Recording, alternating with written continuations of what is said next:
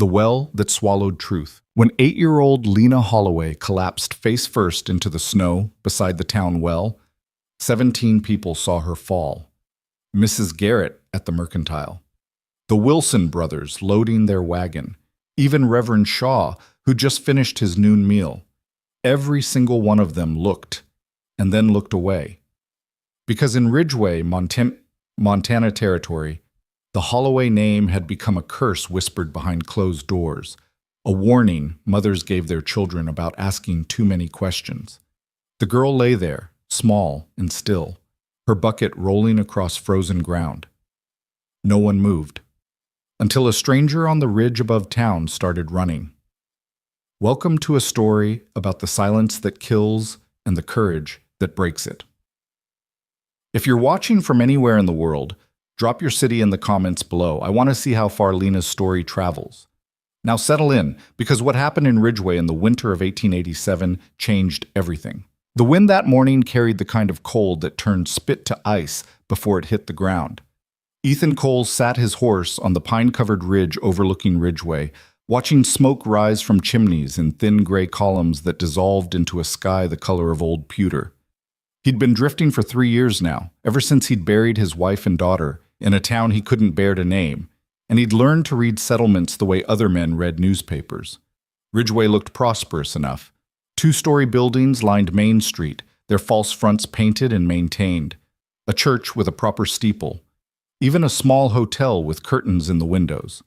But prosperity and decency didn't always keep the same company, and Ethan had stopped trusting appearances around the time he'd stopped trusting God.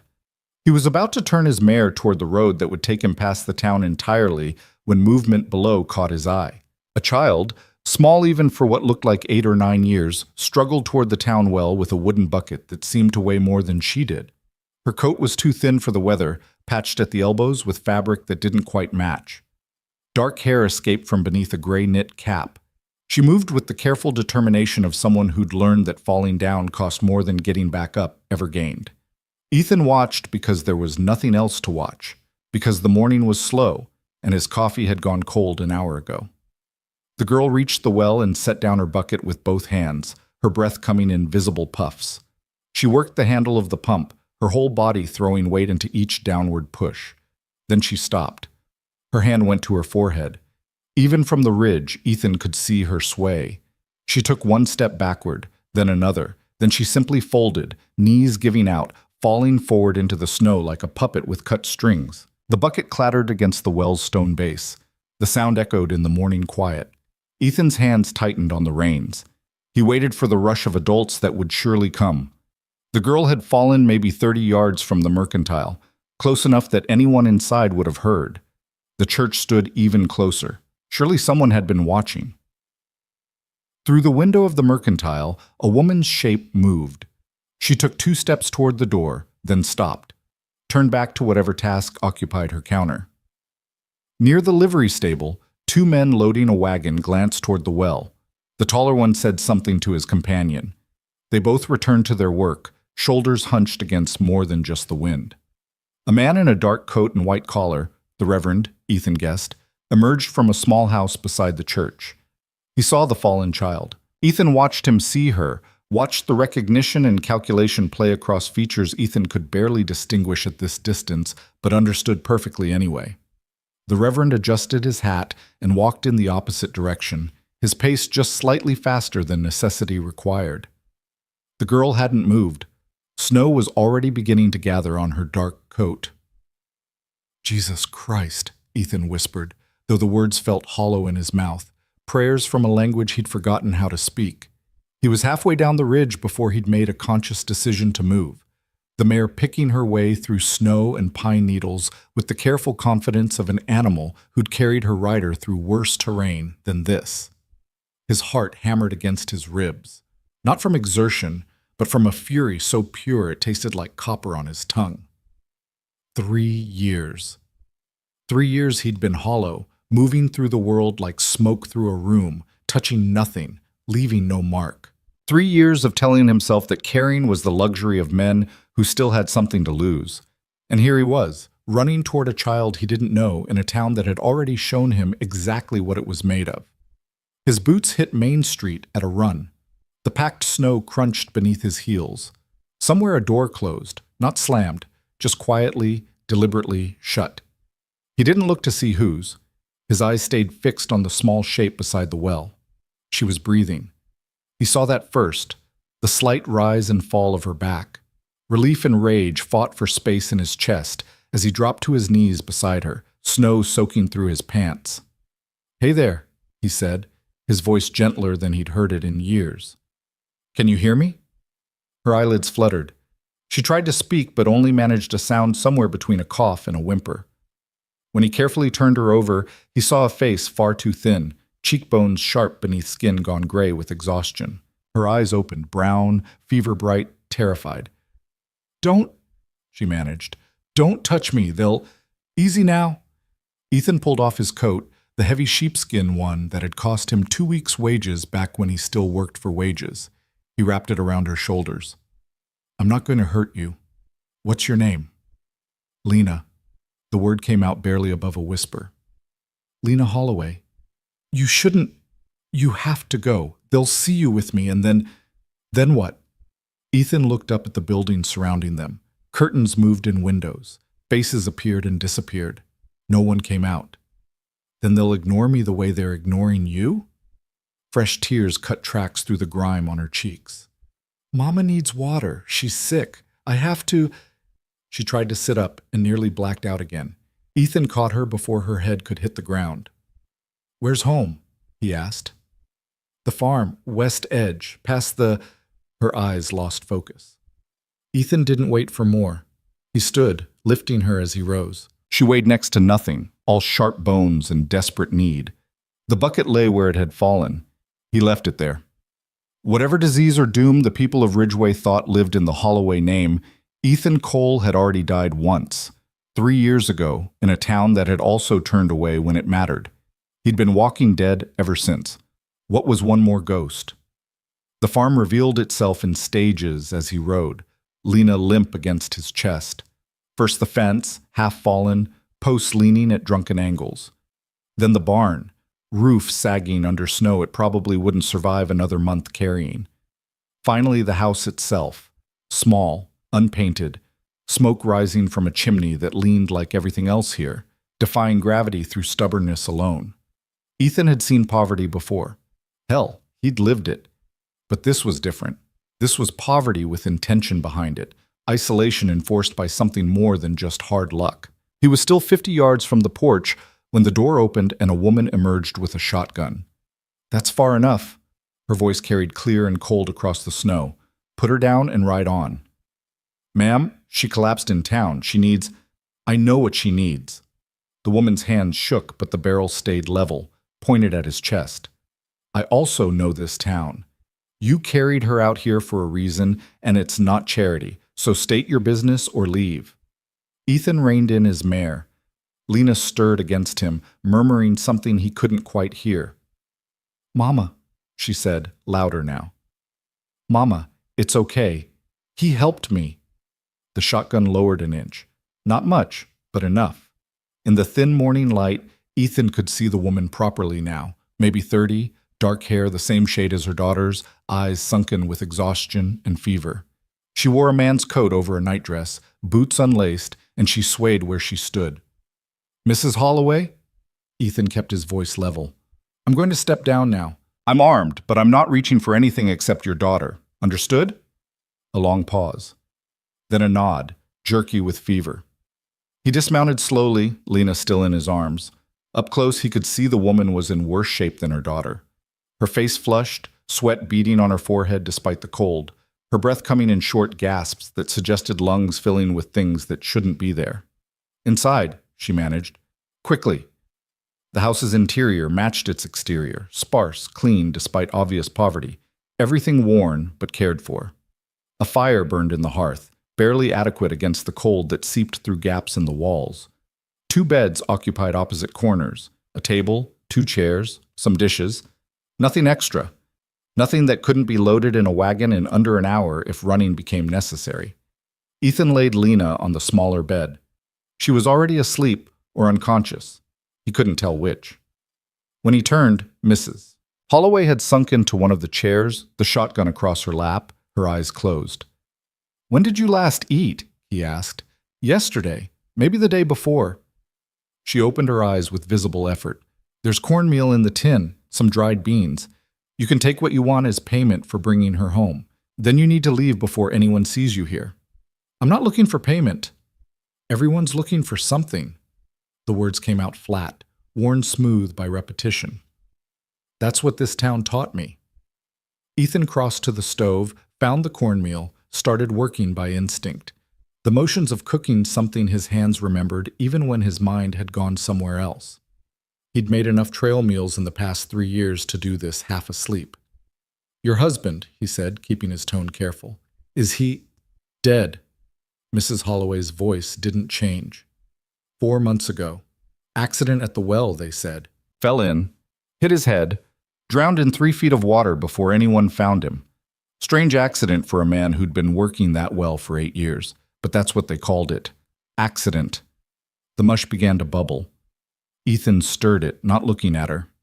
"They said, you don't think so?" "I think my daughter saw something she wasn't supposed to see. I think she told me about it. I think we told the marshal. And I think this town decided that having us around was less convenient than making us disappear." She coughed, a wet sound that shook her whole frame. "They're patient about it, I'll give them that. No dramatic threats, no violence, just closed doors and empty shelves at the mercantile when I try to buy food. Just silence when I call for a doctor. Just looking away when my child collapses in the street." Ethan divided the mush between 2 bowls. He carried one to her, watched her stare at it like she'd forgotten what eating was for. "What did your daughter see?" he asked. Mrs. Holloway looked up at him then, really looked, studying his face with an intensity that made him want to turn away.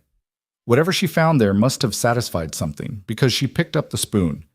"You should go," she said, "before this becomes your problem too." "Maybe I'm tired of walking away from problems." "Tired?"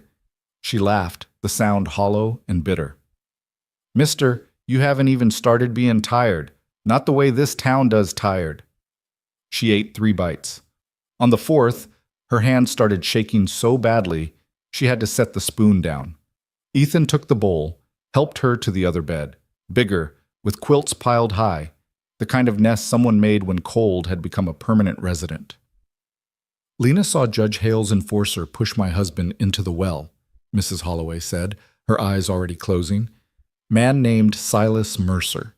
There was an argument about land rights, about documents my husband found in the courthouse records that didn't match the deeds, about who really owns what in this town, and who's been stealing it for 20 years. The name hit Ethan like a fist to the gut. Silas Mercer. He'd known that name once, hunted it across 2 territories, lost everything in the process, and here it was again, surfacing in a nothing town in Montana like a corpse that refused to stay buried. "You know him," Mrs. Holloway said.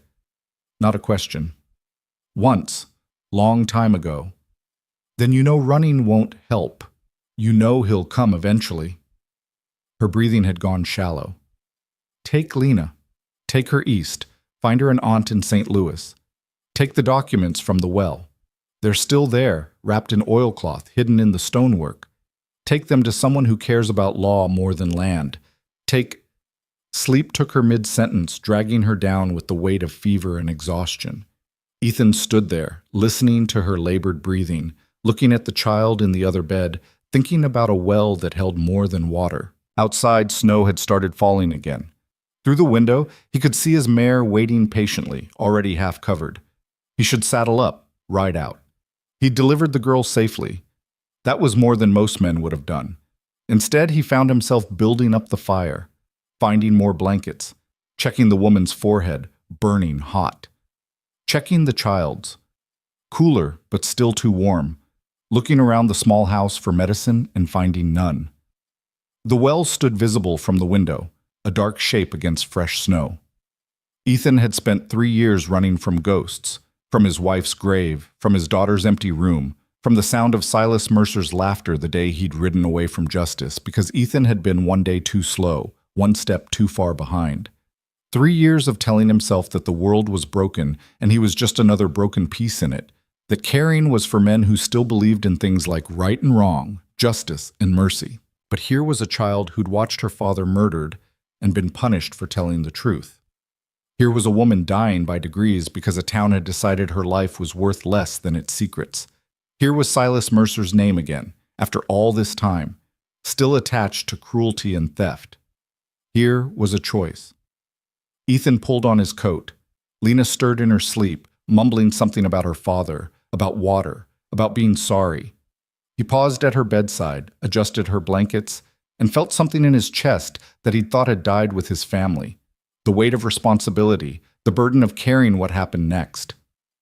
"I'll be back," he said quietly, though she couldn't hear him. "I'm going to fix this." He didn't know if he was lying. The well looked smaller up close, just a cylinder of stacked stones with a wooden roof and a hand pump. Snow had drifted against its base. No footprints except the ones Lena had left that morning, already half filled. Ethan worked the pump handle, felt resistance, pulled harder. Water gushed into the bucket he'd retrieved from where it still lay in the street. He let it fill, then dumped it. Filled it again, dumped it. Working the mechanism, watching the water, thinking about a man drowning in 3 feet of it. On the 5th pump, something shifted. A grinding sound, stone on stone. He stopped, knelt, ran his hands along the well's interior stones, feeling for anything unusual. There, a gap in the mortar wider than it should be. He dug at it with his fingers, felt something give. With effort, he pulled a stone loose. Behind it, wrapped in oilcloth just like Mrs. Holloway had said, sat a bundle of documents. Ethan pulled them free, brushed off snow and cobwebs. The oilcloth was stained but intact. Inside, papers, dozens of them, deeds, transfer documents, courthouse records, all annotated in a careful hand that he guessed belonged to the late Mr. Holloway. Notes in the margins, dates that didn't match, signatures that appeared on multiple documents in slightly different inks, a map of Ridgeway and the surrounding territory with properties marked in different colors, a record of systematic theft spanning 2 decades, and at the center of it, over and over, 2 names, Judge Rourke Hale and Silas Mercer. Ethan was still kneeling there, documents spread around him in the snow, when he heard the horses. 4 riders came around the barn, moving slowly, deliberately. They spread out as they approached, hands near weapons but not quite touching them. Professional. Careful. Men who'd done this before. The lead rider was tall, broad-shouldered, with a face that might have been handsome before whatever lived behind his eyes had started showing through. He smiled when he saw Ethan, the kind of smile that didn't involve anything but his mouth. "Help you with something, friend?" the man asked. Ethan stood slowly, leaving the documents in the snow. "Just getting water for the family." "That's so?" The rider's eyes moved to the papers. "Funny kind of water. Looks more like private property to me. Funny kind of town that lets children die in the street." The smile stayed fixed. Children die everywhere. It's a hard world. Some families just have harder luck than others. He nudged his horse forward 2 steps. "Name's Mercer, Silas Mercer. Work for Judge Hale. Keep the peace around here. And you are?" Of course it was him. Ethan felt something cold and certain settle in his gut. Silas looked older, heavier, but the eyes were the same, flat, calculating, empty of anything that might have passed for human warmth. "Cole," Ethan said. "Ethan Cole. We've met before." Recognition flickered across Silas's face, then genuine pleasure. "Well, I'll be damned. The marshal's dog. Heard you'd given up the chase. Heard you'd lost something important. Wife and daughter, wasn't it? House fire, if I recall. Terrible tragedy." The other riders shifted in their saddles. This was going somewhere now. Somewhere they recognized. "What brings you to Ridgeway, Cole?" Silas continued. "Can't imagine you're here by accident. Can't imagine you'd still be stupid enough to think you could finish what you couldn't finish 3 years ago." Ethan's hand hung loose by his side, inches from his revolver. The mathematics of 4 against 1 played out in his head. Bad odds. Worse if he cared about survival. The problem was, he'd stopped caring about that a long time ago. "I'm here because a child needed help," Ethan said. "I'm staying because your name is attached to murder and theft, and I'm tired of letting you ride away." Silas laughed, the sound echoing off the barn walls. "You're going to stop me? You couldn't stop me in Colorado when you had a badge and a dozen deputies. You think you can do it now, alone, in a town where everyone answers to Judge Hale?" "Don't need the whole town, just need the truth." Ethan gestured to the documents. "And I'm standing on it." The laughter stopped. Silas's expression went flat, dangerous. "Those papers don't leave this farm, and neither do you. That's just facts, Cole. Simple mathematics." "Maybe. But there's a woman and a child in that house who've seen enough dying. They get to walk away clean. That's my price." "Your price?" Silas shook his head. "You don't get to set prices anymore. You lost that privilege when you lost everything else." He glanced at his men. "Burn it. House, barn, papers, everything. Make sure they're inside when you do." The men moved, separating, surrounding. Ethan's hand went to his gun.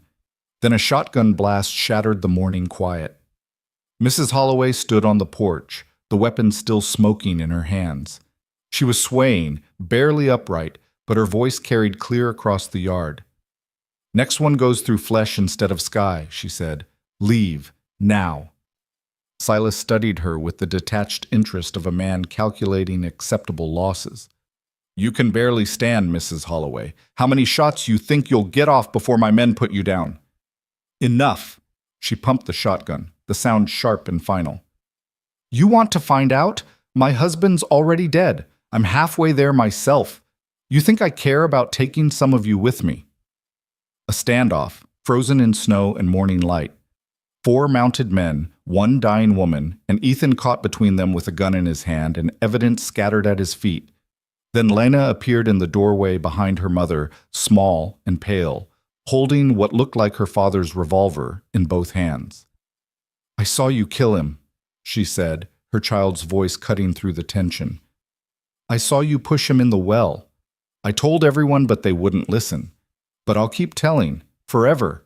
Every person who comes through this territory, every lawman, every judge, every newspaper, I'll tell them what you did." Something shifted in Silas's face. For just a moment, Ethan saw calculation give way to something uglier, the look of a man who'd kill a child and sleep fine afterward. "Well then," Silas said quietly, "I guess we do this the hard way." He reached for his weapon. His men did the same. Mrs. Holloway raised the shotgun, and Ethan fired. Not at Silas, that would have gotten him killed before his second shot, at the horse. The animal screamed and reared, throwing Silas backward into the snow. The other horses spooked, their riders fighting for control. Ethan dove for the documents, scooping them up as Mrs. Holloway's shotgun roared again, this time aimed low, peppering the snow in front of the nearest rider's horse. "Inside!"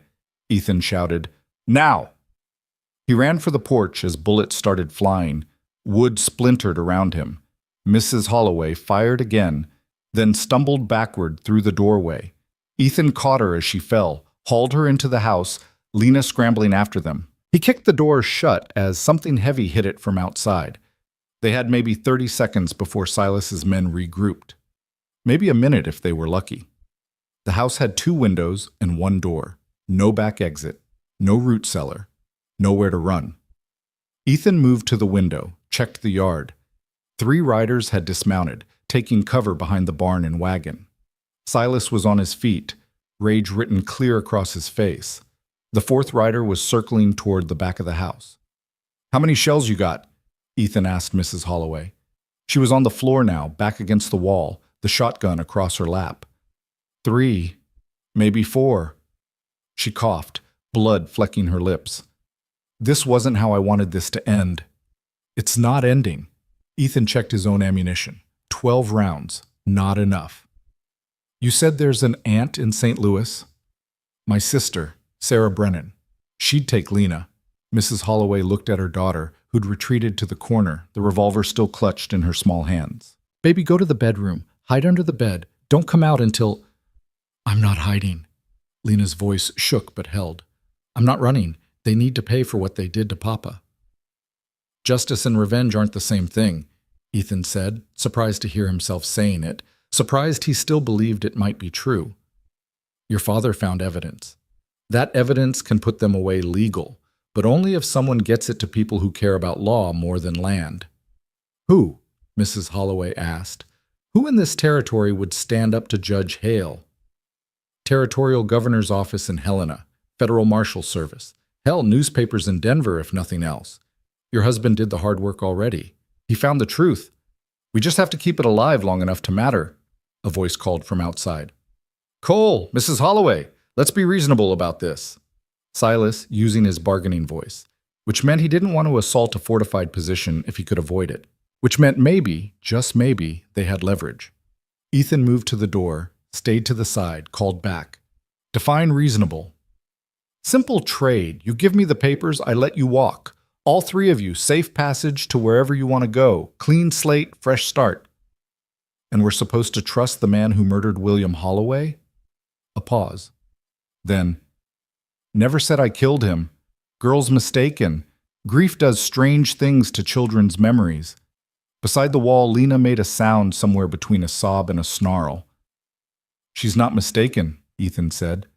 And you're not getting these papers, so we're at what they call an impasse. No impasse, Cole. Simple mathematics, like I said. You got maybe a dozen rounds in that pistol. Woman's got 3, maybe 4 shells. We got time, ammunition, and reinforcements coming from town. Judge Hale's already sent for more men. By sundown, there'll be 20 guns surrounding this house. You can't win.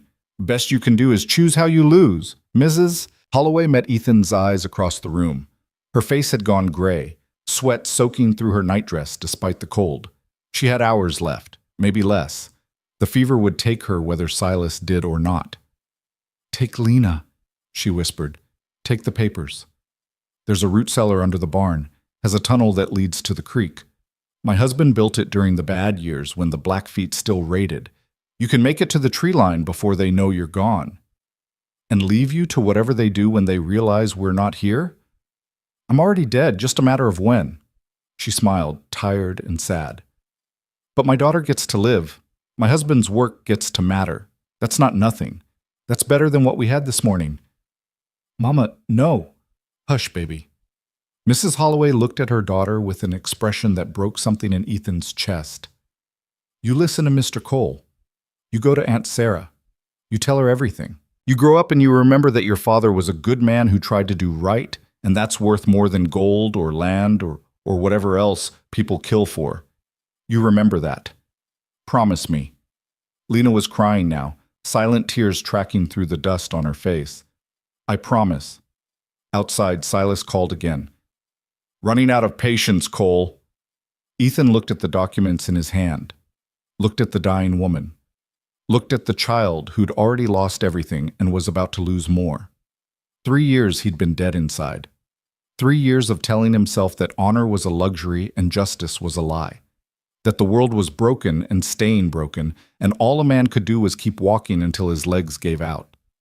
But here was a man who died trying to expose the truth. Here was a woman trading her last hours for her daughter's future. Here was a child who'd looked into the face of evil and refused to pretend she hadn't seen it. Here was a choice that mattered. We go together, Ethan said. All 3 of us? You can ride. I've seen people sicker than you stay in a saddle through sheer spite. We get to the tree line, then to Helena. We deliver these papers personally. We see this through to the end. I can't. You can, because your daughter needs to see that justice is possible. That speaking truth doesn't always end in graves. You can give her that. Last gift a mother can give. He crossed to her, offered his hand. What do you say, Mrs. Holloway? Feel like spitting in death's eye one more time? She looked at his hand for a long moment. Then she took it. Mara, she said, if we're going to die together, you should at least know my name. The root cellar entrance lay hidden beneath a rotting piece of canvas and 3 years of accumulated hay. Ethan pulled it open while Mara leaned against the barn wall, her breathing labored, Lena pressed close to her side. The tunnel below smelled of earth and darkness, and the kind of desperate planning that came from knowing violence was always one bad season away. How far to the creek? Ethan asked. 100 yards, maybe more. Mara's voice came thin and stretched. Opens up behind a deadfall. William used to practice the route with Lena. Made it into a game. She knows the way. Above them, Silas was still calling terms. his voice carrying false patience. The other men had gone quiet, which meant they were positioning themselves, cutting off escape routes, making sure this ended the way they wanted it to end. Ethan helped Mara down the ladder first, then Lena. The girl moved with the quick certainty of someone who'd made this climb before, in better times, when survival was practice instead of necessity. He followed, pulling the canvas and hay back over the entrance as he descended, plunging them into darkness broken only by thin shafts of light through gaps in the barn floor above. The tunnel was barely wide enough for a grown man's shoulders. Ethan went first now, crawling, the oilcloth bundle of documents tucked inside his shirt. Behind him, he could hear Mara's ragged breathing, Lena whispering encouragement her mother probably couldn't hear over the sound of her own failing lungs. Dirt fell from the ceiling, tree roots caught at his coat. The tunnel curved left, then right, following the contours of creek and slope that William Holloway had mapped out years ago, planning for a raid that never came, building salvation for a danger he couldn't have imagined. Light appeared ahead. Gray and cold, but light nonetheless. Ethan crawled faster, emerged into freezing air and the sound of running water. The creek was shallow here, already starting to ice over at the edges. The deadfall Mara had mentioned created a natural blind, hiding the tunnel mouth from anyone who wasn't specifically looking for it. He turned back, reached into the darkness, found Lena's hand, pulled her out into the open. Then together they reached for Mara. She'd stopped moving 10 feet from the exit. "Mama!" Lena tried to scramble back down, but Ethan caught her. "I'll get her. Stay here. Watch for movement from the house." He crawled back into the tunnel, found Mara collapsed against the wall, her eyes closed, blood trickling from the corner of her mouth. When he touched her shoulder, she jerked awake, disoriented, fighting. "It's me," Ethan said. "Almost there. Another few yards." "Can't." The word came out wet. "Told you. I'm done." "You're not done until I say you're done. Now move." He got behind her, pushed when she didn't have the strength to pull herself forward. Inch by inch, they made progress toward the light. Behind them, from far off, came the sound of splintering wood. The house door giving way, shouting. Men discovering an empty room and a trapdoor hidden under a rug. They had minutes now. Maybe less. Mara collapsed again at the tunnel mouth. This time when Ethan pulled her into the open air, she didn't fight, just lay there, gasping like a landed fish. Lena dropped to her knees beside her mother, tears streaming. "We have to move," Ethan said, hating himself for saying it. "They'll find the tunnel." "Then go." Mara's eyes opened, fixed on her daughter. "Take her. I'll tell them you went north, buy you time." "No." Lena's voice came out fierce despite the tears. "We go together. You promised. You said we'd see Aunt Sarah. You promised." "Baby, I can't." "Then I'll carry you." The girl tried. Actually got her arms under her mother's shoulders, tried to lift. Failed. Tried again. Kept trying until Ethan gently moved her aside. "I've got her," he said. "But we need to move fast and quiet. Can you do that?" Lena nodded, wiping her face with the back of her hand. Ethan lifted Mara. She weighed almost nothing, fever having burned through whatever reserves she'd been living on. He settled her as gently as he could, then started moving upstream, using the creek bed itself as a path, stepping on stones to avoid leaving tracks in the snow that covered the banks. Behind them, more shouting. Closer now. Someone had found the cellar entrance. The trees thickened as they climbed, pine and aspen, bare branches stark against gray sky. Ethan's boots slipped on ice-covered rocks. Mara's breathing had taken on a rattling quality that he recognized from field hospitals during the war, from deathbeds he'd sat beside when he still wore a badge, and caring about strangers was part of the job description. Lena walked beside them, silent now, her small face set with a determination that reminded him painfully of his own daughter. Emma had been 9 when she died, would have been 12 now, would have been fierce and stubborn and probably angry with him for all the ways he'd failed to save her. He pushed the thought away. Ghosts were a luxury he couldn't afford right now. They made it half a mile before Mara started coughing in earnest. The sound echoed off the rocks, loud enough to carry. Ethan found an overhang, a small space where the creek bank had been carved out by spring flooding. He set Mara down as gently as he could. "Stay with her," he told Lena. I'm going to see how close they are. Don't leave us. I'm not leaving, just looking. 2 minutes. He made it back to the last ridge in 90 seconds. From there, he could see the farm, small and exposed in the valley below. Smoke rose from the barn. They'd fired it, destroying evidence or sending a message or both. 4 men worked the property. Another 2 were entering the tunnel. And coming up the creek bed, following tracks Ethan hadn't been careful enough to hide, Silas Mercer rode with 2 more men flanking him. They were maybe 10 minutes behind, less if they moved fast. Ethan slid back down the slope. Lena looked up as he approached, hope and fear warring in her expression. "How close?" she asked. "Close enough we need to talk about options." He knelt beside them, checked Mara's pulse. Thready, irregular. Her skin had gone from flush to pale, and when she opened her eyes they took a moment to focus. "Tell me," she whispered. 7 men between us and anywhere safe. More coming from town, probably. We can keep running, but you're leaving a blood trail, and I'm leaving boot prints. They'll catch us before nightfall. So we fight. Lena's hand went to the revolver tucked in her belt. Her father's gun, too big for her small hands, but held with absolute conviction. We'd lose. I'm good, but I'm not that good. Ethan pulled out the oilcloth bundle.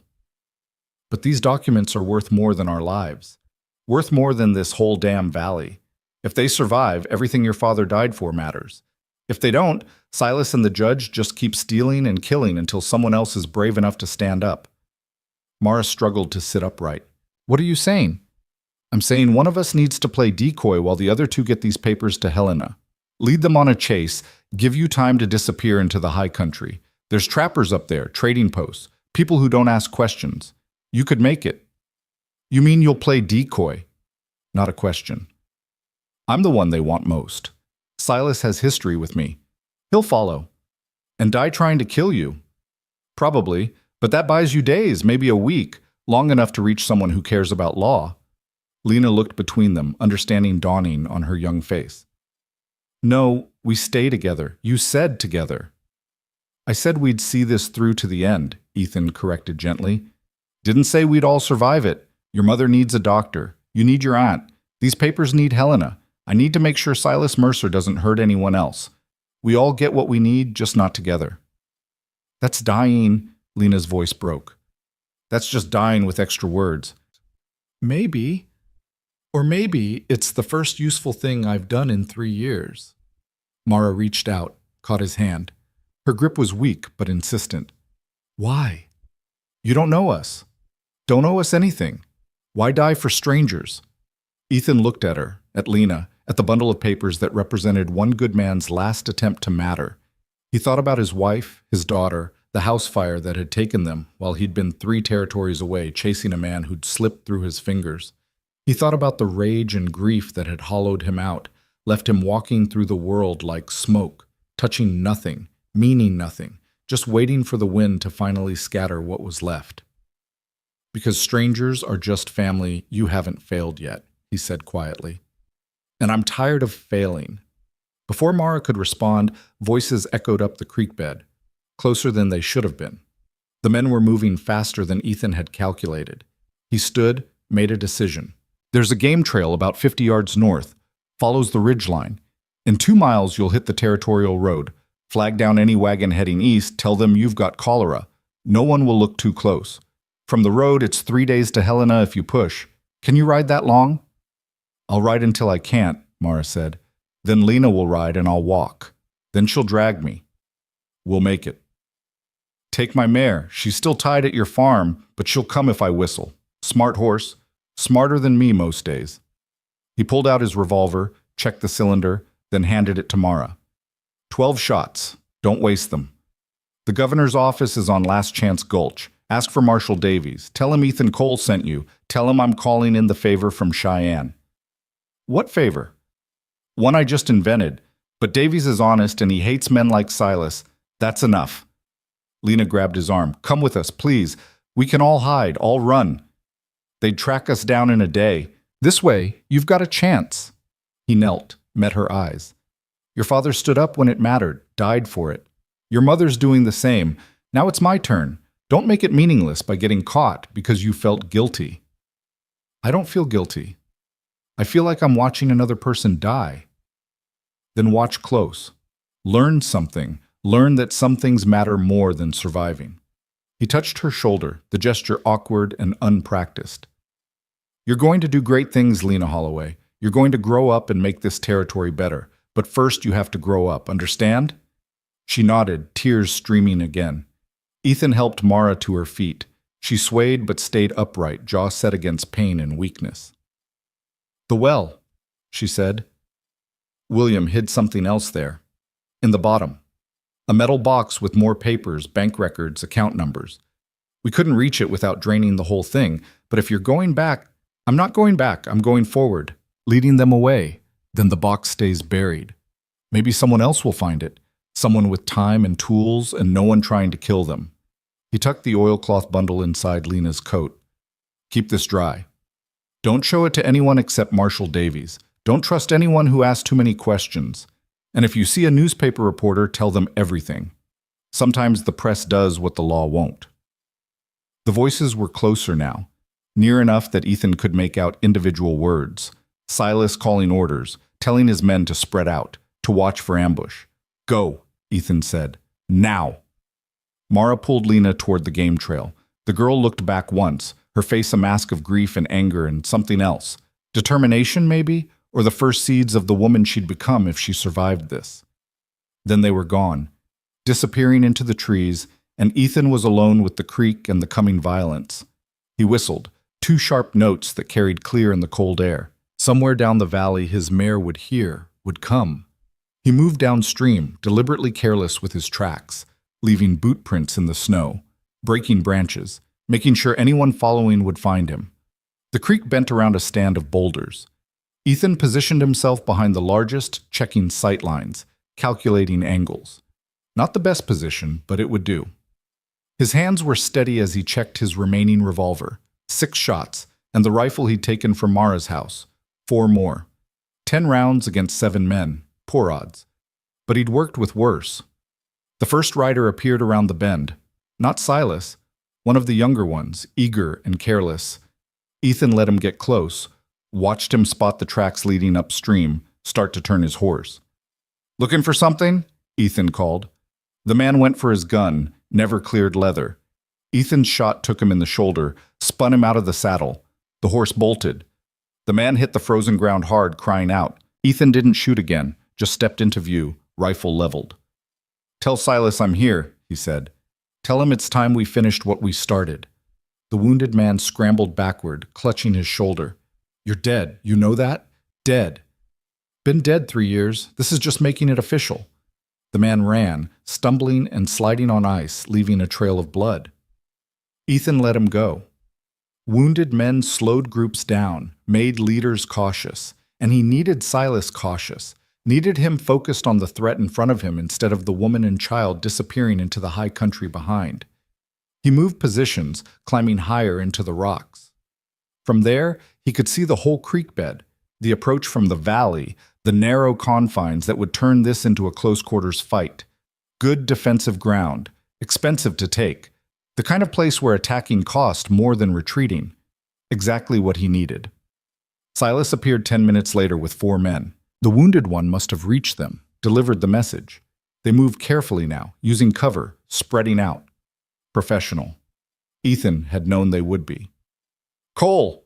Silas's voice echoed off stone. That was stupid. Now someone's hurt and I'm angry. This could have been clean.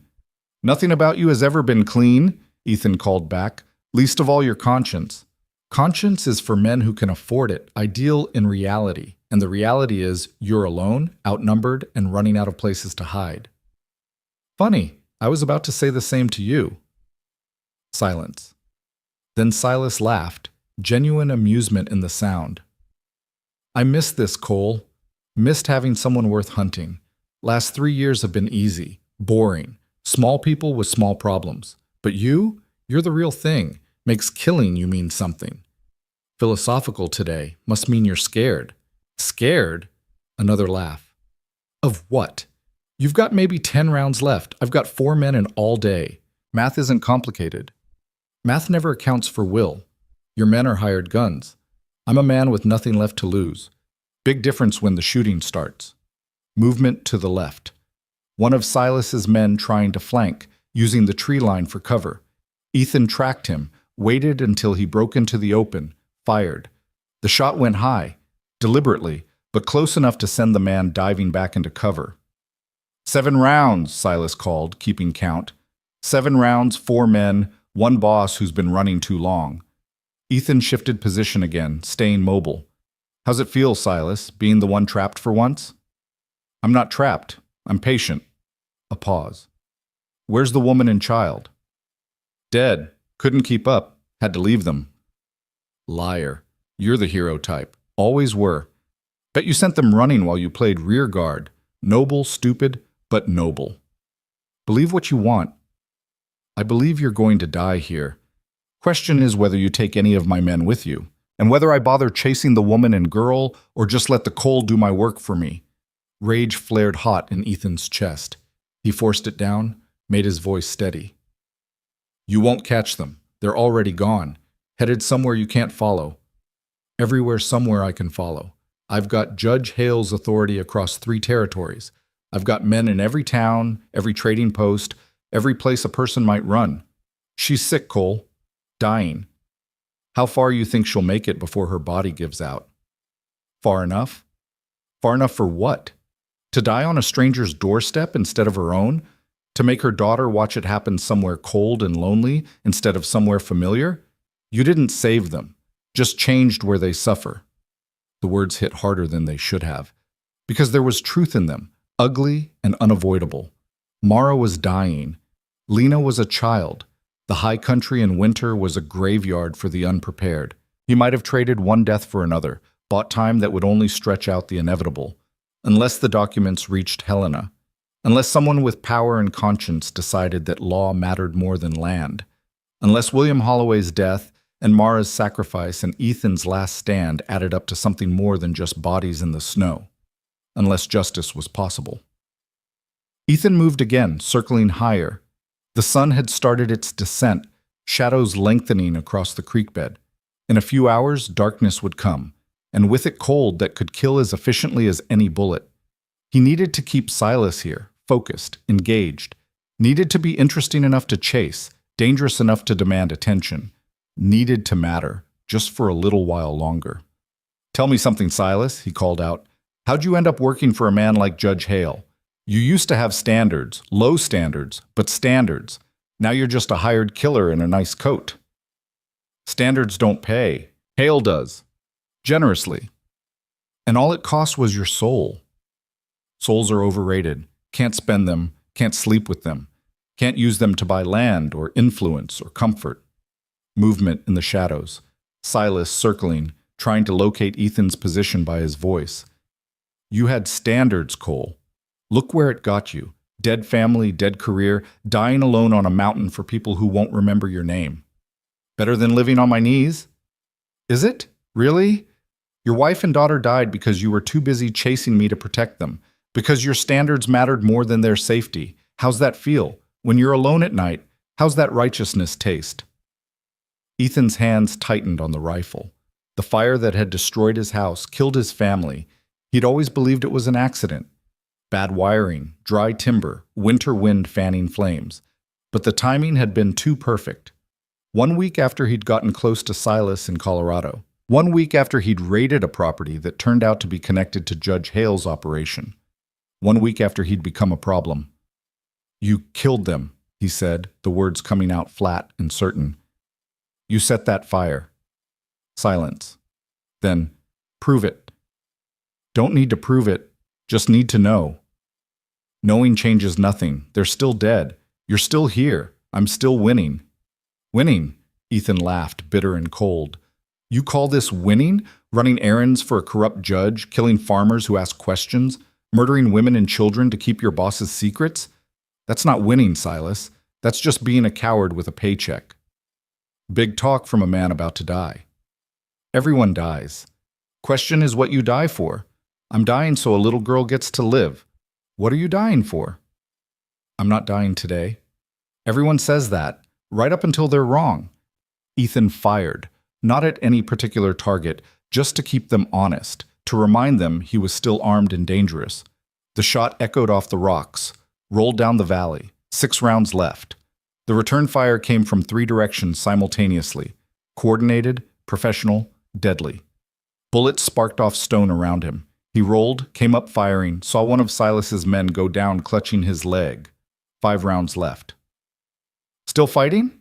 Silas sounded almost pleased. Good. Wouldn't be satisfying if you just gave up. Not in my nature. I know. That's why this has to end the way it does. Men like you don't surrender, don't compromise, don't understand that the world isn't about right and wrong, just power and the lack of it.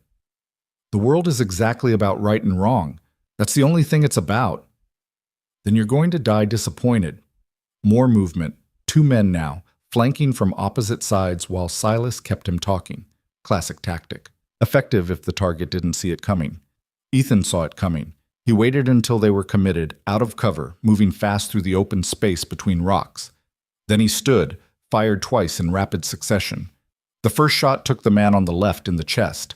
The second hit the man on the right in the throat. Both went down hard. 3 rounds left. 2 men remaining plus Silas. The return fire was immediate and furious. Ethan dove behind the boulder, felt impacts shake the stone, heard ricochets wind past his head. He crawled, staying low, emerged 20 feet from where they expected him. "Getting expensive, Silas," he called. "How many men you willing to lose?" No answer. Which meant Silas was done talking. Done playing. Moving now, closing in, finishing this before it cost more than he could afford. Ethan's heart hammered against his ribs. His hands were steady, but his body knew what his mind was trying to ignore. He was outgunned, low on ammunition, and running out of miracles. The best he could hope for was to take Silas with him. The worst was dying alone while Mara and Lena got caught anyway, making all of this meaningless. The smart move was to surrender, trade the documents for safe passage, live to fight another day. But Ethan Cole had stopped making smart moves 3 years ago when he'd buried his family and started hunting ghosts. And he'd be damned if he started being smart now. He moved again, higher into the rocks, watching sightlines, tracking shadows. The sun was lower now, turning the snow gold and red. Beautiful, the way the world was always beautiful when you might be seeing it for the last time. A sound behind him, boot on stone. Ethan spun, fired on instinct. The shot went wide, but close enough to send someone diving for cover. 2 rounds left. Silas's voice came from a different direction entirely. "Down to your last shots, Cole. What happens when you run dry?" "Same thing that always happens. I reload." "With what? You didn't bring spare ammunition? Saw your saddlebags back at the farm. Saw what you didn't pack." Damn. He was right. Ethan had left his supplies with the mare, planning to retrieve them, never imagining he'd end up here, trapped and running on empty. "Still got enough to make you bleed," Ethan said. "Maybe. But you're thinking about it now, about what comes after, about dying with an empty gun in your hand, knowing you failed to save anyone." "I didn't fail yet." Yet is doing a lot of work in that sentence. Ethan changed position again, his mind racing. 2 rounds. 2 men plus Silas. Even perfect shots wouldn't be enough. He needed an edge, an angle, something to shift the odds. His eyes fell on the slope above him. Unstable scree, held in place by snow and friction. A rock slide waiting to happen. Dangerous for everyone, including him. But everyone dying was better than just him dying while Silas rode away. He aimed carefully, fired at the snowpack above the slope. The shot triggered a crack, sharp and definitive. Snow began to shift. "Run!" Silas shouted to his men. Ethan was already moving, scrambling sideways as the slope gave way. Rocks and snow cascaded down in a roar that drowned out shouting, drowned out everything except the sound of the mountain rearranging itself. He made it to solid ground as the avalanche hit where he'd been standing, kept going, swept across the creek bed, engulfed the positions where Silas's men had been hiding. The roar faded. Dust and snow hung in the air. Ethan stood, breathing hard, 1 round left in his revolver. The slope had settled into a new configuration. Where there had been a creek bed, there was now a wall of debris 30 feet high. And somewhere on the other side, Silas Mercer was either dead or extremely angry. Ethan waited, listened, heard nothing but wind and his own ragged breathing. Then, faint but distinct, coughing. The scrape of rock on rock, someone digging themselves out. He considered his options. 1 round, unknown number of enemies. High ground temporarily his, darkness coming. The smart move was to run, use the chaos to disappear into the high country, trust that Mara and Lena had gotten far enough away. But running meant never knowing if Silas survived. Never knowing if the man would keep hunting, keep killing, keep serving Judge Hale's interests across 3 territories. Ethan started climbing the debris pile. The debris shifted beneath Ethan's boots, rocks sliding and settling with each step. He moved carefully, revolver drawn, 1 round chambered and ready. Below him, the coughing had stopped. Either someone had cleared their lungs or stopped breathing entirely. The silence stretched thin and dangerous across the devastated slope. Halfway up, he found the first body. One of Silas's men, crushed beneath a boulder the size of a bull. The man's eyes stared at nothing, his hand still gripping a revolver he'd never had time to fire. Ethan took the gun, checked the cylinder. 4 rounds. 5 total now. Slightly better odds. He kept climbing. The sun touched the western peaks, painting everything in shades of amber and blood. His shadow stretched long behind him, a dark shape against white snow. Exposed. Visible. An easy target for anyone watching from cover. No shots came. At the top of the debris pile, he could see both sides. Behind him, the direction he'd come from, creek bed and forest, and the lengthening shadows of early evening. Ahead, the path Silas and his men had been following, now buried under tons of rock and snow. And there, 20 yards downslope, moving among the wreckage with grim purpose, Silas Mercer searched for survivors. He'd lost his hat. Blood ran from a cut above his left eye, staining his collar dark. His coat was torn, revealing the heavy wool vest beneath. But he was alive, moving with the careful deliberation of a man who'd been hurt before and knew the difference between injuries that mattered and ones that didn't. He found the second body wedged between 2 rocks, checked for pulse, found none, moved on without ceremony. Professional, cold, a man who'd seen enough death that one more barely registered. Ethan aimed his revolver, finger on the trigger. 1 shot, center mass, end it clean. But something stopped him. Not mercy. He was fresh out of that particular virtue. Not uncertainty. He knew exactly what Silas deserved. Something else. Some need to understand, to hear the words said out loud, to confirm what he already knew about the fire that had taken everything from him. "Silas!" he called. The man froze. Then slowly, very slowly, turned to face the ridge. His hand was near his gun but not touching it. His eyes found Ethan across the distance, and something that might have been respect crossed his bloody face. "Persistent," Silas said. "I'll give you that." "The fire. 3 years ago. My house in Colorado. Tell me." "Why? What difference does it make now?" "Because I need to know if I'm killing a murderer or just a thief." Silas laughed, the sound hollow and bitter. "You're killing both. But yeah, I set the fire. Hale's orders. You were getting too close, asking too many questions. He wanted you gone, but making you disappear would have brought federal attention. So we made it look like an accident. Bad wiring, dry timber, tragedy. Didn't know your family was home. That wasn't the plan." "The plan." Ethan's voice came out flat, empty of everything except a rage so cold it felt like drowning. "You burned my house down and killed my wife and daughter because I was inconvenient. I followed orders, did my job. You want to blame someone? Blame yourself for not being there. Blame your wife for not getting out faster. Blame God if you still believe in that nonsense. But don't pretend this is about justice. You're just a man who wants revenge." "Maybe, but I'm a man who'll get it." Ethan fired. The shot caught Silas in the shoulder, spun him sideways. Not a killing shot, deliberate. He wanted this to take time. Silas staggered but didn't go down. His hand went to his gun, cleared leather, even wounded. He fired back, the bullet whining past Ethan's ear close enough to feel the wind of its passage. 4 rounds left. Ethan moved, scrambling down the slope as Silas fired again, chips of rock exploding where he'd been standing. The terrain gave him cover, irregular and broken, offering concealment at the cost of stable footing.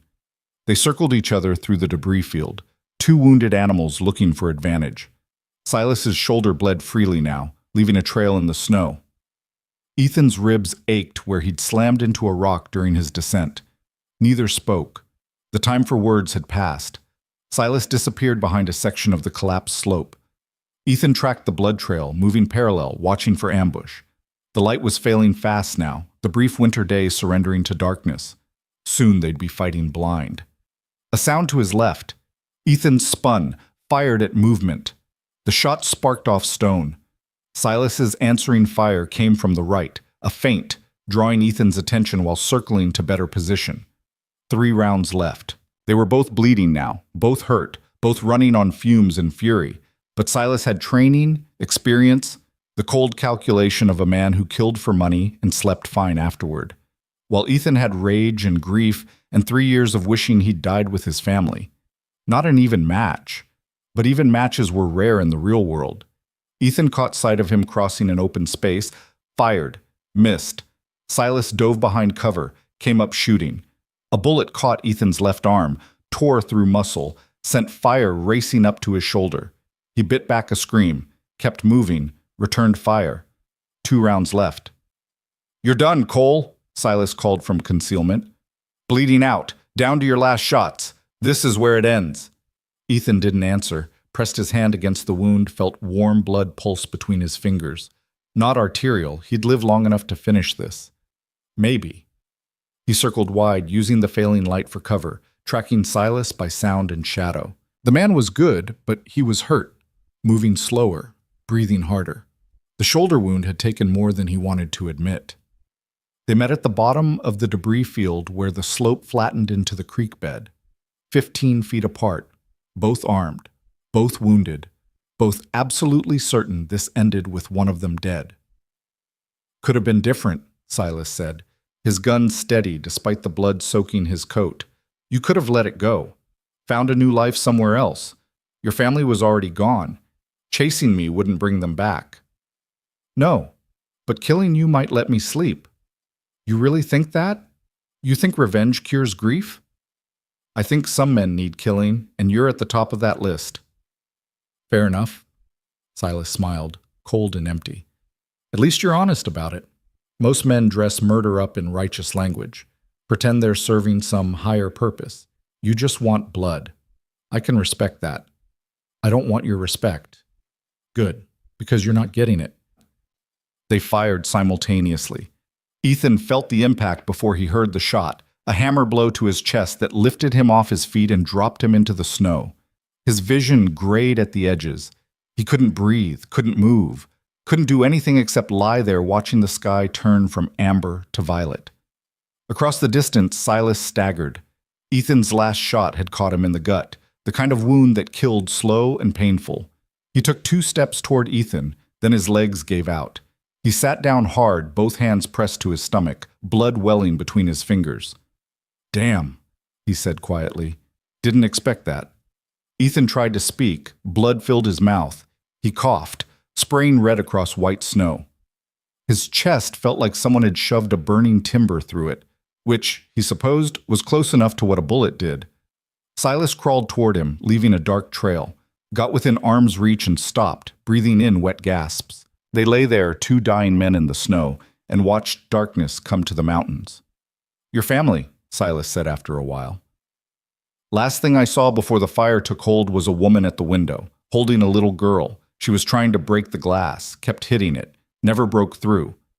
Ethan closed his eyes, saw Emma's face, her mother's arms around her, both of them trying to escape a death he'd brought home with him. The image had haunted every night for 3 years. Now it had a witness. Now it was confirmed, real, undeniable. "Why tell me?" he managed. "Because you're dying, and it costs me nothing, and maybe part of me wants you to know what your choices bought." Silas coughed, blood on his lips. "I didn't want to kill them, didn't enjoy it, but I didn't lose sleep either. That's the difference between men like me and men like you. You think every death matters. I know most don't." "They mattered to me." "I know, that's why taking them from you worked." Ethan's hand found the revolver lying in the snow beside him. Empty. Useless. He let it fall. Somewhere far above, the first stars were appearing, cold and distant and indifferent to the small violence of men. "The papers," Silas said. "Woman and the girl. They get away?" "Yeah." "Hale will find them. He's got reach, resources, time." "Maybe. Or maybe they make it. Maybe your boss hangs for what he's done. Won't bring your family back." "No, but it'll save someone else's." Silas laughed, the sound wet and choking.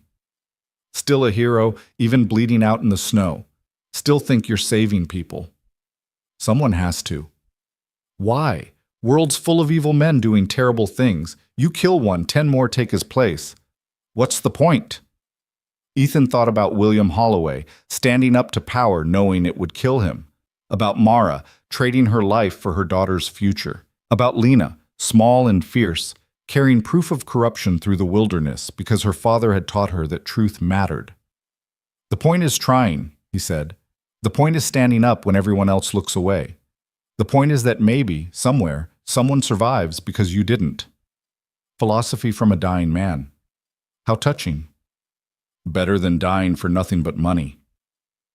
Silas didn't answer. His breathing had gone shallow, irregular.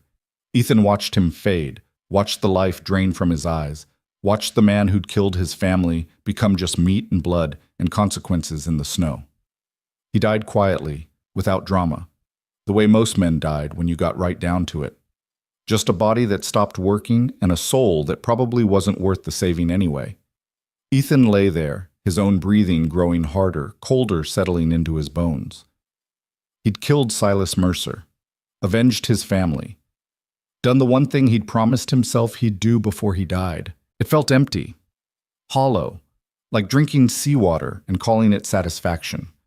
Above him the stars multiplied, cold points of light that had watched countless men die and would watch countless more. The universe didn't care. God, if he existed, had stopped listening years ago. Justice was what you made it, and revenge was just violence in fancy clothes. But maybe it had been enough. Maybe Mara and Lena would make it to Helena. Maybe the documents would matter. Maybe Judge Hale would hang and the people he'd stolen from would get their land back and the whole corrupt structure would come tumbling down. Maybe. Ethan closed his eyes, felt the cold take him, and stopped fighting. He woke to firelight and pain. For a confused moment, he thought he was in hell, which would have been fair given the things he'd done. But hell probably didn't include warm blankets, and it definitely didn't include the weathered face of an old man leaning over him with a whiskey bottle. "Easy now," the man said. "You've been shot, chest and arm, lost a lot of blood. Thought you were dead when I found you." Ethan tried to speak. His throat felt like sandpaper. The old man held the bottle to his lips. Whiskey burned down his throat, bringing tears and clarity. He was in a small cabin, rough timber walls, a fire crackling in a stone hearth. Outside the single window, darkness pressed close. "How long?" Ethan managed. "Found you yesterday evening. Been unconscious ever since. I'm Ben Carver, trapper. Got a line of cabins through these mountains. This one's my winter shelter." He pulled back the blanket, checked bandages wrapped around Ethan's chest. "Bullet missed your heart by maybe 2 inches, went clean through. You're lucky." "Don't feel lucky." "Lucky's relative. There's a dead man 50 yards from where I found you. He wasn't lucky at all." Silas, gone, dead. Really dead this time, not just dying in Ethan's memory. There were 2 others with him, Ethan said. His men. Found them too. Rockslide got them. Buried under about 10 tons of mountain. Nothing to do there but leave them for spring thaw. Ben sat back, studying Ethan with pale blue eyes that had seen too much to be surprised by violence. "You want to tell me what happened, or should I mind my business?" "You pull me out of the snow, you've earned the story." So Ethan told him. Not everything. Some things you kept private even when dying seemed imminent. But enough. The Holloways. The well. The murder and theft and systematic corruption. Silas Mercer and Judge Hale. The documents that might bring justice if they reached the right hands. Ben listened without interruption, occasionally refilling Ethan's whiskey, tending the fire when it burned low. When the story finished, he sat quiet for a long moment. This woman and her girl, he finally said. They headed for Helena? That was the plan. If they made it, if the fever didn't kill her first. Helena's 3 days hard riding for a healthy man. Lot longer for someone sick, and there's weather coming. Can feel it in my bones. Ben stood, crossed to the window. Storm will hit tomorrow, maybe the day after. They get caught in it without shelter. They're done. Can't help them. Can barely help myself. No. But I know these mountains, know where someone running would go, know which game trails stay passable in winter and which ones kill you. He turned back to Ethan. I could look for them, bring them here if I find them, wait out the storm together. Why would you do that? Because I spent 20 years not giving a damn about anyone but myself. Built up a nice quiet life where other people's problems stayed other people's problems. And you know what? It's boring and lonely. And when I die, which won't be long now, nobody'll remember I existed. He smiled, crooked and genuine. Might be nice to do something that matters before the end. Ethan wanted to argue, to say the old man didn't owe him anything, that risking his life for strangers was foolish and unnecessary. But the words wouldn't come, because he understood exactly what Ben meant, understood the weight of an empty life, the need to matter even once, even briefly, before darkness took you. They'll be heading east, Ethan said, trying to reach the territorial road. Woman sick, bad fever, girls 8, dark hair, carrying documents wrapped in oilcloth. They've got my mare, dun-colored, white blaze on her forehead. That's enough to work with. Ben gathered supplies, rope, blankets, dried meat, a tin of matches. You stay here, keep the fire going. There's food in the chest, water in the barrel. Don't die while I'm gone. I hate wasting effort on corpses. Ben, the old man paused at the door. Thank you, Ethan said. Thank me when I come back with them alive. If I come back with bodies, you can curse my name instead. He left, closing the door behind him, footsteps crunching away through snow. Ethan lay there listening to silence, feeling pain throb through his chest and arm, wondering if this was how stories ended, with half measures and hope, and the desperate trust that strangers would be better than circumstances suggested they should be. He slept, woke, slept again. Time passed in fragments broken by fever and pain. Sometimes he dreamed about Emma and Sarah, saw them at the window, beating against glass that wouldn't break. Sometimes he dreamed about Silas, dying in the snow, laughing at the futility of everything. Sometimes he dreamed about Lena, alone in the wilderness, her mother's body cooling beside her, documents scattered across frozen ground. He woke to dawn light and silence. The fire had burned down to coals.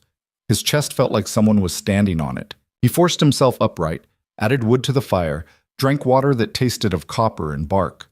Outside the window, fresh snow was falling, heavy, thick, the kind that buried trails and killed unprepared travelers, the kind that made 3 days into 3 weeks if you were lucky, and 3 graves if you weren't.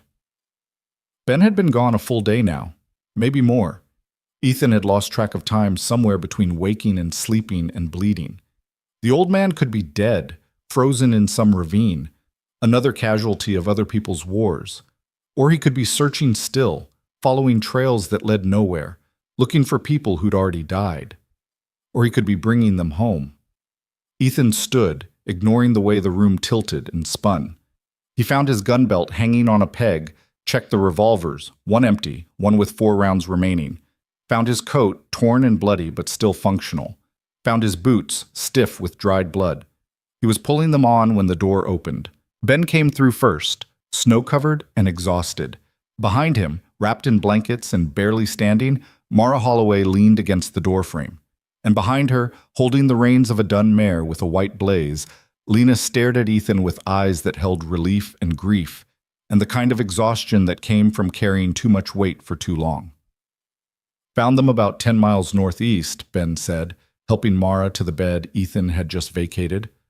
Holed up in a hollow tree, trying to wait out the snow. Another day and they wouldn't have made it. Lena stood in the doorway, not moving, just looking at Ethan like she couldn't quite believe he was real. You're alive, she said finally. Seems that way. Silas?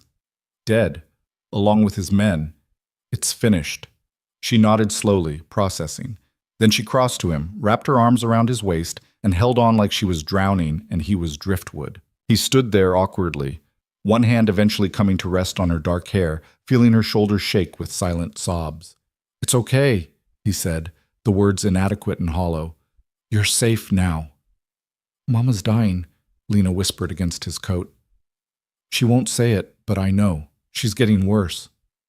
Ethan looked over her head at Mara, saw Ben examining her with the careful attention of someone who'd seen death before and recognized its approach. The old man met his eyes, gave a small shake of his head. "Not long now." "We need to get her to Helena," Ethan said, "to a real doctor." "She won't make it," Ben said quietly. "Lungs are filling. Fever's too high. Moving her would just make it faster." "Then what do we do?" "We make her comfortable. We let her daughter say goodbye. We honor what she's done by making sure it meant something." Ben pulled the oilcloth bundle from inside his coat, held it up. "These papers, they really worth dying for?" William Holloway thought so. Mara traded her life to keep them safe. "Yeah, they're worth it." "Then I'll take them to Helena, soon as the storm clears. I know Marshal Davies. Good man. Honest. He'll listen." Ben set the documents on the table. "You stay here with them. Keep the girl safe. Keep her mother comfortable. I'll handle the rest." "You don't have to do this." "I know. That's why I'm doing it." Ben smiled, tired and genuine. "Besides, someone needs to see this through to the end. Might as well be someone with nothing left to lose." The storm lasted 3 days. They took turns sitting with Mara, who faded in and out of consciousness, sometimes lucid, sometimes lost in fever dreams where her husband still lived, and the well held only water. Lena stayed close, holding her mother's hand, telling her about Aunt Sarah and St. Louis and all the things they'd do when she got better. Lies told with love, the kindest kind. On the second day, Mara rallied briefly, lucid and clear-eyed. She called Lena to her, whispered things Ethan couldn't hear, mother to daughter, last words and final promises. When she finished, she looked at Ethan. "You got the papers safe?" she asked. "Safe. Ben's taking them to Helena when the weather clears." "Good. William would be glad." She coughed, a wet, rattling sound. "Take care of her, please. She's all that's left." "I will. Don't let her grow up angry. Don't let what happened make her hard. She's got too much of her father in her for that. Too much goodness." "I'll try." "Trying's all anyone can do." Her eyes closed. "I'm tired, Ethan. So tired." "Then rest." "Will it matter? What we did? Will any of it change anything?" He thought about Silas dead in the snow, about Judge Hale, still free, still powerful, about all the corruption and theft and systematic evil that one brave man's investigation might expose, about the long, slow work of justice and how often it failed. "I don't know," he said honestly, "but it'll matter to the people who get their land back. It'll matter to the families who don't lose their fathers to convenient accidents. It'll matter to Lena when she's grown and understands what you sacrificed." That's enough then. That has to be enough. She died that night, quietly, while Lena slept against her shoulder. Ethan was there, watching, and he saw the moment when breathing stopped, and the woman who'd stared down Silas Mercer with a shotgun in fever became just a body that had once held someone fierce and brave and good. He didn't wake Lena. Let her have one more night of sleep where her mother was still alive, still warm, still present in the way that mattered. Morning would come soon enough. Grief would last forever. Ben helped him build a cairn outside the cabin the next day. The ground was too frozen for a proper grave, so they stacked stones over her body, piling rocks until no animal could disturb her rest. Lena watched, dry-eyed and silent, and when they finished, she placed her father's revolver on top of the cairn. "She should have something of his with her," the girl said. "So she's not alone." They stood in the snow and Ethan tried to think of something meaningful to say. Some words that would make loss hurt less, that would give meaning to sacrifice. But everything sounded hollow in his head, cheap platitudes that insulted the dead and comforted no one. So he just said, "She loved you very much, and she died making sure you'd have a future. That's more than most people get." Lena nodded, then she turned and walked back to the cabin, small and straight-backed, and carrying a weight no child should have to bear. Ben left the next morning, the documents wrapped in new oilcloth, tucked safely in his pack. He shook Ethan's hand, nodded to Lena, and headed east through snow that was already starting to melt. "How long until we know if it worked?" Lena asked, watching him disappear into the tree line. "Weeks, maybe months. Law moves slow. But it moves, sometimes, when good people push it." She was quiet for a moment. Then, "What happens to me now?" "Ben gave me directions to the nearest settlement. 3 days walk when I'm healed enough to travel. From there we can get you on a stage to St. Louis. Your aunt will take you in." "And you?" Good question. Ethan had spent 3 years running from ghosts, and now the biggest ghost was finally laid to rest. Silas was dead. His family was avenged. The rage that had kept him moving was guttering out, leaving behind something he didn't quite recognize. Purpose, maybe. Or at least the absence of its opposite. "I'll make sure you get there safe," he said. "After that, I don't know." Lena looked up at him with eyes too old for her face. "You could stay in St. Louis. Aunt Sarah has a big house. She'd let you." "That's generous, but I'm not family." "You're the reason I'm alive. That makes you something." They left Ben's cabin 6 days later, when Ethan could walk without feeling like his chest was tearing open, and the mountain passes had cleared enough to risk travel. The mare carried their meager supplies and occasionally Lena when exhaustion made her stumble. Ethan walked, his rifle slung across his back, scanning the tree line from habit, even though Silas and his men were dead, and Judge Hale's reach didn't extend this far into the wilderness. Or so he hoped. The settlement Ben had described turned out to be a collection of rough buildings clustered around a trading post, the kind of place where questions weren't asked and names weren't required. They arrived on a gray afternoon with snow threatening, and the man behind the counter looked them over with the practiced disinterest of someone who'd seen everything twice. "Stage comes through every 8 days, he said when Ethan asked about transportation east. "Next one's due tomorrow if the weather holds. Runs to Fort Benton. Then you can catch a train south to Helena or east to wherever you're headed." "St. Louis," Lena said quietly. The man nodded. "Long trip for a little girl. You traveling alone?" "She's with me," Ethan said before Lena could answer. "I'm seeing her to family." "Fair enough. Cost you $8 for 2 seats. Pay now or pay the driver." "Makes no difference to me." Ethan counted out coins from the small leather pouch Mara had given him before she died. Her last money, saved for emergencies that had finally arrived. The transaction felt heavy with significance he couldn't quite name. They took a room above the trading post, 1 bed and a washstand and a window that looked out on nothing but snow and mountains. Lena sat on the bed, silent, while Ethan checked his weapons and tried not to think about what came next. "You're going to like your aunt," he said, because the quiet was becoming unbearable. "Your mother said she's kind, patient, good with children. Mama said a lot of things." Lena's voice was flat, empty of everything except exhaustion. "Said Papa would come home. Said we'd be fine. Said God watched over good people." "Your mother believed those things when she said them. Believing doesn't make them true." Ethan sat down in the room's single chair, suddenly aware of how young she was and how old she sounded. 8 years old, and she'd watched her father murdered, her mother die, and the town she'd grown up in turn its back on both. That kind of betrayal aged you in ways time alone couldn't measure. "No," he agreed. "Believing doesn't make things true. But it makes them possible. Your mother believed those documents would matter. Believed getting you to safety was worth dying for. That belief is what kept her moving when her body wanted to quit. And now she's dead and we don't even know if any of it worked. We will. Ben will get the papers to Marshal Davies. The marshal will investigate. If the evidence is as solid as your father thought, Judge Hale will face trial. And if it's not, then we tried. Sometimes that's all you get." Lena pulled her knees to her chest, wrapped her arms around them. "I don't want to go to St. Louis. I don't want to live with an aunt I barely remember. I want my parents back. I want our farm. I want everything to be the way it was before Papa found those papers." "I know." "Do you? Do you really know what it's like to lose everything?" Ethan met her eyes, saw the challenge there, the need to not be alone in grief. "Yeah, I do. My wife and daughter died 3 years ago. House fire. I was away working, chasing the man who ended up killing your father. I came home to ashes and graves and the knowledge that I'd chosen a job over the people I loved. Lena's expression shifted, anger giving way to something softer. What were their names? Sarah and Emma. My wife was a school teacher. Emma was 9.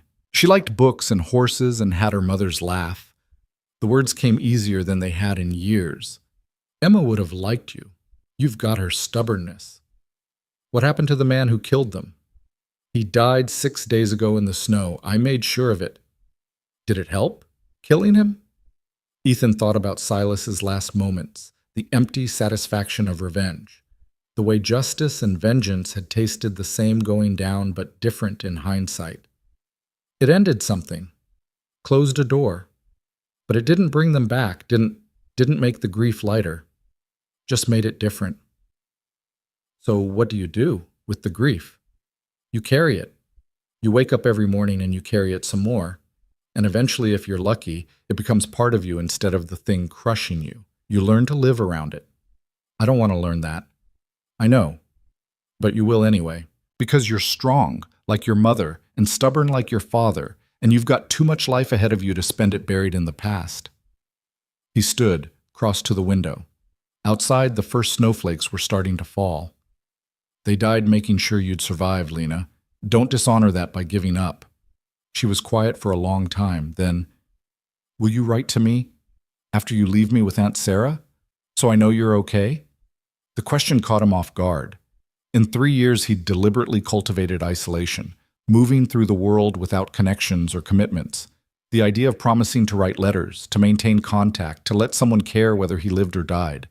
It felt like standing on the edge of a cliff and being asked to jump. Yeah, he heard himself say, I'll write. Promise? Promise. She seemed to relax slightly, the rigid tension in her shoulders easing. Okay then. They ate a silent dinner in the Trading Post's small dining area, sharing a table with a pair of trappers who smelled like smoke and whiskey and didn't ask questions. Afterward, Lena fell asleep almost immediately, curled on her side facing the wall. Ethan sat in the chair watching her breathe, thinking about promises and futures and the strange weight of responsibility he'd somehow acquired. The stage arrived mid-morning, a mud-splattered coach pulled by 6 horses that looked as tired as Ethan felt. The driver was a grizzled man named Carson, who checked their tickets and gestured them aboard without ceremony. 2 other passengers were already inside. A woman in an expensive traveling dress who looked at Lena with vague disapproval, and a younger man in a suit who immediately buried himself in a newspaper. The journey to Fort Benton took 3 days of hard travel through mountain passes and along roads that barely deserved the name. They stopped at way stations where the horses were changed and passengers could stretch cramped legs and eat whatever questionable meal was being served. Ethan used these stops to check their surroundings, old instincts refusing to die just because Silas was dead. On the second day, while Lena slept against the coach wall and the other passengers dozed, Ethan found himself talking with Carson during a stop to repair a broken wheel. Girl's been through something, the driver observed, watching Lena through the coach window. Got that look. Seen it before on orphans and refugees. She lost her parents, recently. And you're taking her to family? Her aunt in St. Louis. Carson nodded, packing tobacco into his pipe. Kind of you. Not many men would take on that responsibility for someone else's child. Didn't feel like I had a choice. We always got choices. Question is whether we can live with ourselves after making them. He lit his pipe, drew deeply. You planning to stay? In St. Louis? Haven't decided. Man without plans is a man without purpose. That's dangerous. Leaves too much room for the past to catch up. Ethan glanced at him sharply. You speaking from experience? Spent 15 years running stages after my family died in a Cheyenne raid. Kept moving because stopping meant thinking and thinking meant remembering. Took me a long time to learn that remembering isn't the enemy. Forgetting is. The wheel was repaired. Carson stood, stretched, knocked ash from his pipe. Girl needs stability, needs someone who will be there when she wakes up scared in the night, needs to know she's not alone. You think about that before you leave her with an aunt she barely knows. They boarded again. The coach lurched into motion. Ethan sat watching the landscape roll past, thinking about stability and purpose, and the difference between running away and moving forward. Fort Benton revealed itself in stages as they descended from the mountains. First the smoke from chimneys, then the buildings themselves clustered along the Missouri River. Finally the streets crowded with freight wagons and riverboats, and the organized chaos of a town that served as gateway to the Northern Territories. They had 8 hours before the eastbound train departed. Ethan used the time to find a hotel with real beds and hot water, to buy Lena a new dress and coat that fit properly, to sit in a restaurant and watch her eat a full meal for the first time since her mother died. She was different here. In civilization. Quieter. More withdrawn. As if leaving the mountains behind had stripped away some essential part of her and left only the frightened child underneath. "You don't have to come with me," she said over dessert, apple pie that she picked at without enthusiasm. "I can travel alone. I'm not scared." "I know you're not scared. I'm still coming." "Why?" "You did what you promised, Mama. Got me away from Ridgeway. Kept me safe. The rest is just extra. Maybe I want to see it through to the end. Make sure you're actually settled before I leave. Or maybe you don't know what else to do with yourself." She looked up at him, her dark eyes too knowing. "Mama told me about men like you. Said sometimes people survive things that kill them inside, and they spend the rest of their lives looking for a reason to care again. Your mother was perceptive. She was right, wasn't she? You're lost, just like me." Ethan had no answer to that, because she was right, and they both knew it, and pretending otherwise would insult them both. They boarded the train as the sun was setting, golden light painting the river and the distant mountains in shades of amber and rose. The passenger car was half empty, allowing them seats by a window. Lena pressed her face to the glass, watching Fort Benton recede, watching the last sight of the mountains where her parents were buried disappear into distance and gathering dark. The train headed east through the night, wheels clacking on rails, steam whistle crying at crossings. Other passengers slept or read or played cards in the smoking car. Ethan sat awake, alert despite exhaustion, watching shadows and thinking about what waited in St. Louis. He'd sent a telegram from Fort Benton to Sarah Brennan, informing her of her sister's death and her niece's impending arrival. The response had come within hours, brief but clear. "We'll meet train. Room prepared. Thank you for bringing her home." Home. As if St. Louis could be home to a girl who'd spent her whole life in Montana Territory, who'd learned to pump water before she could read, who'd seen her father murdered and her mother die and her whole world collapse into blood and snow and desperate flight. But maybe home wasn't a place. Maybe it was just anywhere you were allowed to stop running. Somewhere past midnight, Lena stirred, half waking from troubled sleep. "Is it over?" she asked, her voice muzzy and small. "Are we safe now?" "Yeah, we're safe." "Promise?" "Promise." She fell back asleep against his shoulder. Ethan sat there, her weight warm and trusting against him, and felt something crack in his chest. Not breaking. Opening. Like a door he'd nailed shut 3 years ago, suddenly admitting light. The journey to St. Louis took 6 days of trains and transfers and hotel rooms that all looked the same. They traveled through landscape that changed from mountains to plains to rolling farmland, from wilderness to civilization, from the raw frontier to the settled east. With each mile, Lena seemed to withdraw further into herself, speaking less, eating less, watching the world pass with eyes that registered nothing. On the 4th day, Ethan found her crying in their hotel room, silent tears streaming down her face while she clutched the oilcloth bundle she'd carried from Ridgeway. He'd thought Ben had taken all the documents, but apparently she'd kept something back, a letter in her father's handwriting addressed to her, written the week before he died. "He knew," she said when Ethan asked. "He knew what might happen. Knew they might kill him. He wrote this just in case." "What does it say?" She handed it over. The writing was neat, precise, the words carefully chosen. "My dearest Lena, if you're reading this, then something has happened to me and your mother is giving you this letter like I asked her to. I want you to know that everything I did because I believe some things are worth standing up for, even when standing up is dangerous.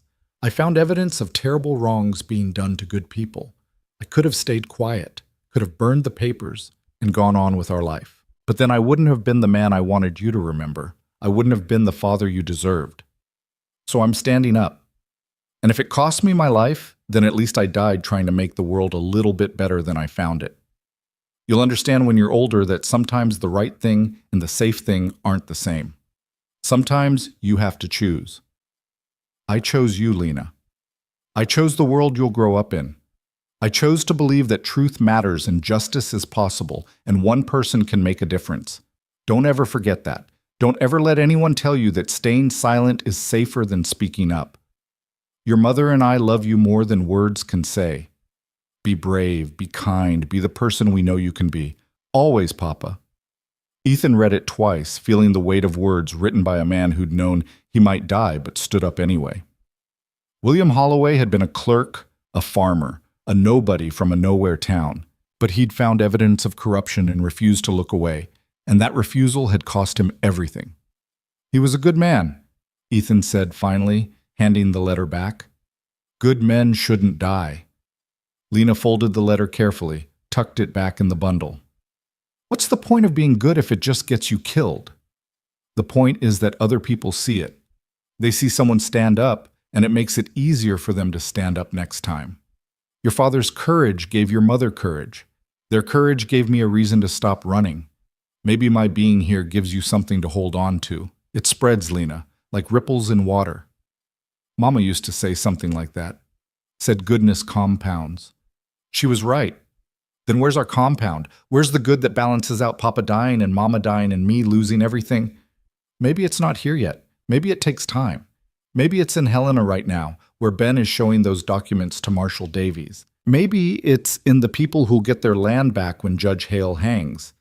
Maybe it's 60 years from now when you're an old woman telling your grandchildren about the time your father stood up to corruption and changed everything. That's a lot of maybes. Yeah, but maybes are all we get. You can spend your life waiting for certainties, or you can take a chance on maybes and hope they add up to something. She looked at him for a long moment, then carefully put the letter away. You sound like Papa. I'll take that as a compliment. They reached St. Louis on a cold February morning. The city spread along the Mississippi River like something from a different world. Brick buildings 3 and 4 stories tall. Cobblestone streets crowded with carriages and vendors. Church spires reaching toward a sky thick with coal smoke. The noise was overwhelming after weeks in the wilderness. Voices, wheels, steamboat whistles, construction, commerce, life, happening at a volume and pace that made Ridgeway seem like a quiet dream. Sarah Brennan met them at the station, a woman in her mid-30s with Mara's dark hair and eyes, but none of the hardness that frontier life had carved into her sister. She wore a burgundy traveling suit and had the comfortable prosperity of someone who'd married well and lived soft. When she saw Lena stepping off the train, her face crumpled with grief and relief in equal measure. "Oh, sweetheart," she said, dropping to her knees right there on the platform, pulling Lena into a fierce embrace. "Oh, my dear girl, I'm so sorry. I'm so terribly sorry." Lena stood rigid in her aunt's arms, not quite returning the embrace, not quite pulling away. Over the girl's head, Sarah met Ethan's eyes. "Mr. Cole? I'm Sarah Brennan. Thank you for bringing her safely. I can't imagine what you've been through." "Just did what needed doing, ma'am." "Come to the house, please. You must be exhausted. We have a guest room prepared. You'll stay for dinner at least." It wasn't really a question. Sarah Brennan had the polite insistence of someone used to getting her way through kindness rather than force. Ethan found himself agreeing, following her to an elegant carriage driven by a man in livery who touched his cap and called her Mrs. Brennan, like she was royalty. The house was in a neighborhood of tall trees and mansions set back from the street, 3 stories of red brick with white columns and windows that gleamed in the weak winter sun. A maid opened the door. A butler took their coats. Everything smelled like beeswax and money and the kind of security that came from never having to wonder where your next meal was coming from. Lena looked around with wide eyes, taking in the chandelier, the carpeted stairs, the oil paintings and gilded frames. "This is where you live?" she asked her aunt. "This is where we live now, darling. You and me both. Your uncle passed away last year. It's just us and the staff. Plenty of room for you to grow." Sarah touched her niece's hair gently. "You must be hungry. Mrs. Patterson has lunch ready. Why don't we eat, and then I'll show you your room?" They ate in a dining room that could have fit the Holloway farmhouse twice over. The food was rich, complex, served on china so delicate Ethan was afraid to touch it. Sarah kept up a gentle stream of conversation, asking Lena about her journey, complimenting her dress, never quite asking the hard questions about how her sister died or what the girl had witnessed. Lena ate mechanically, answering in monosyllables, her eyes fixed on her plate. After lunch, Sarah showed them upstairs. Lena's room was larger than the entire cabin where her mother had died, furnished with a four-poster bed, a writing desk, a wardrobe full of dresses that had belonged to Sarah's daughter before she'd married and moved to Boston. Everything was pink and white and carefully chosen to delight a little girl.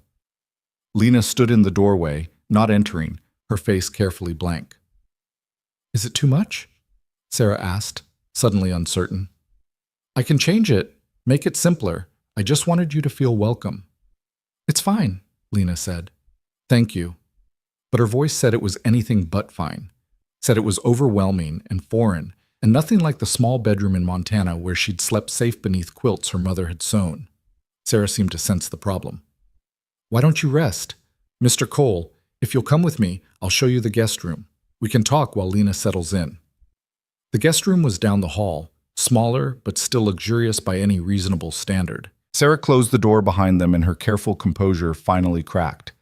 "Tell me," she said. "Tell me everything. Your telegram said Mara died of fever, but I know my sister. She was strong as iron. What really happened?" So Ethan told her.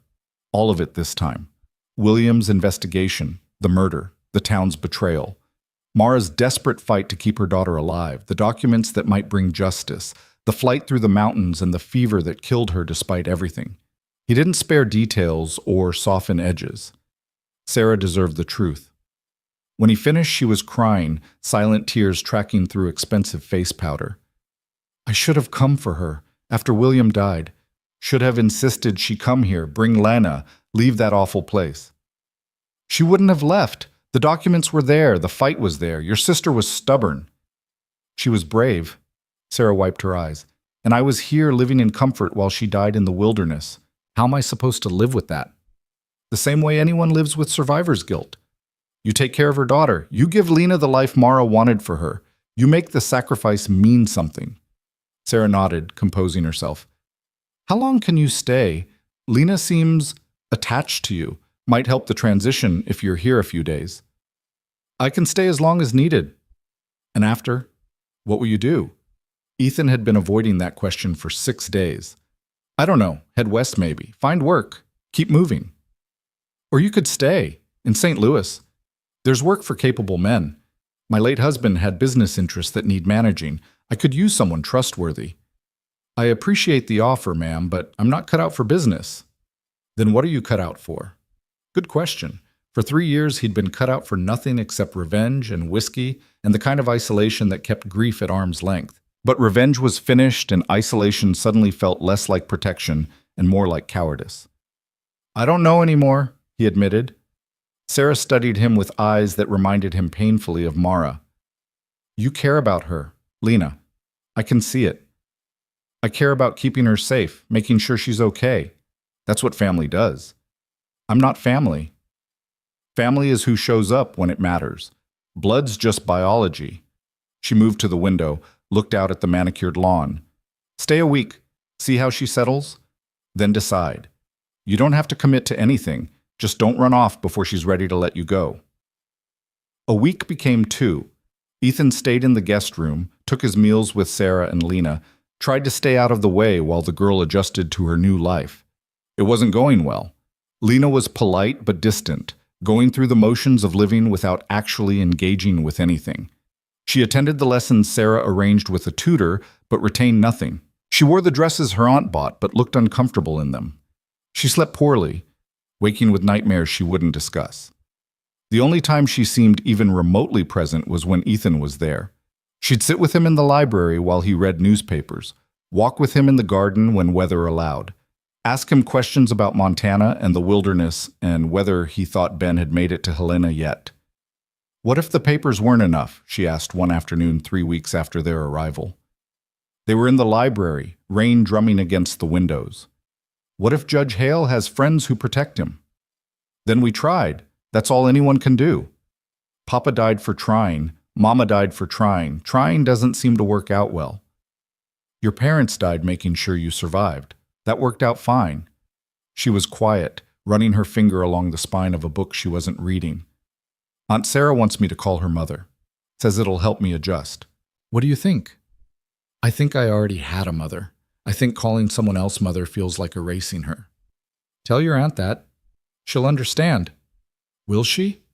Or will she think I'm being difficult? She'll think you're being honest.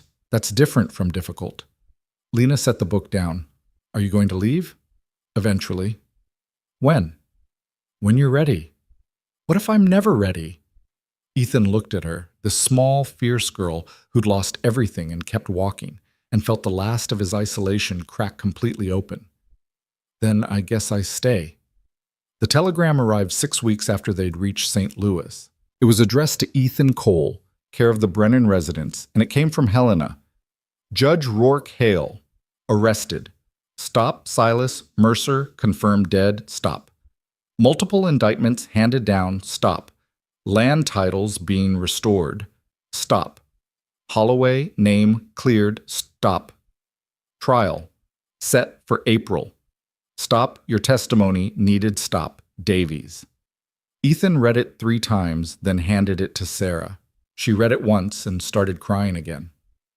It worked, she said. Everything they did, everything they sacrificed, it worked. Lena was in the music room with her tutor. Ethan found her at the piano, struggling through a simple piece, frustration written clear across her young face. When she saw him in the doorway, she stopped playing. What's wrong? Nothing's wrong. He crossed to her, crouched down so they were eye level. Something's right. Very right. The documents your father found, the ones your mother died protecting, they worked. Judge Hale's been arrested. The people he stole from are getting their land back. Your parents' names have been cleared. Lena stared at him, processing. They're going to trial? In April. Marshal Davies wants me to testify. Tell the court what happened. I want to testify too. I saw him, Silas Mercer.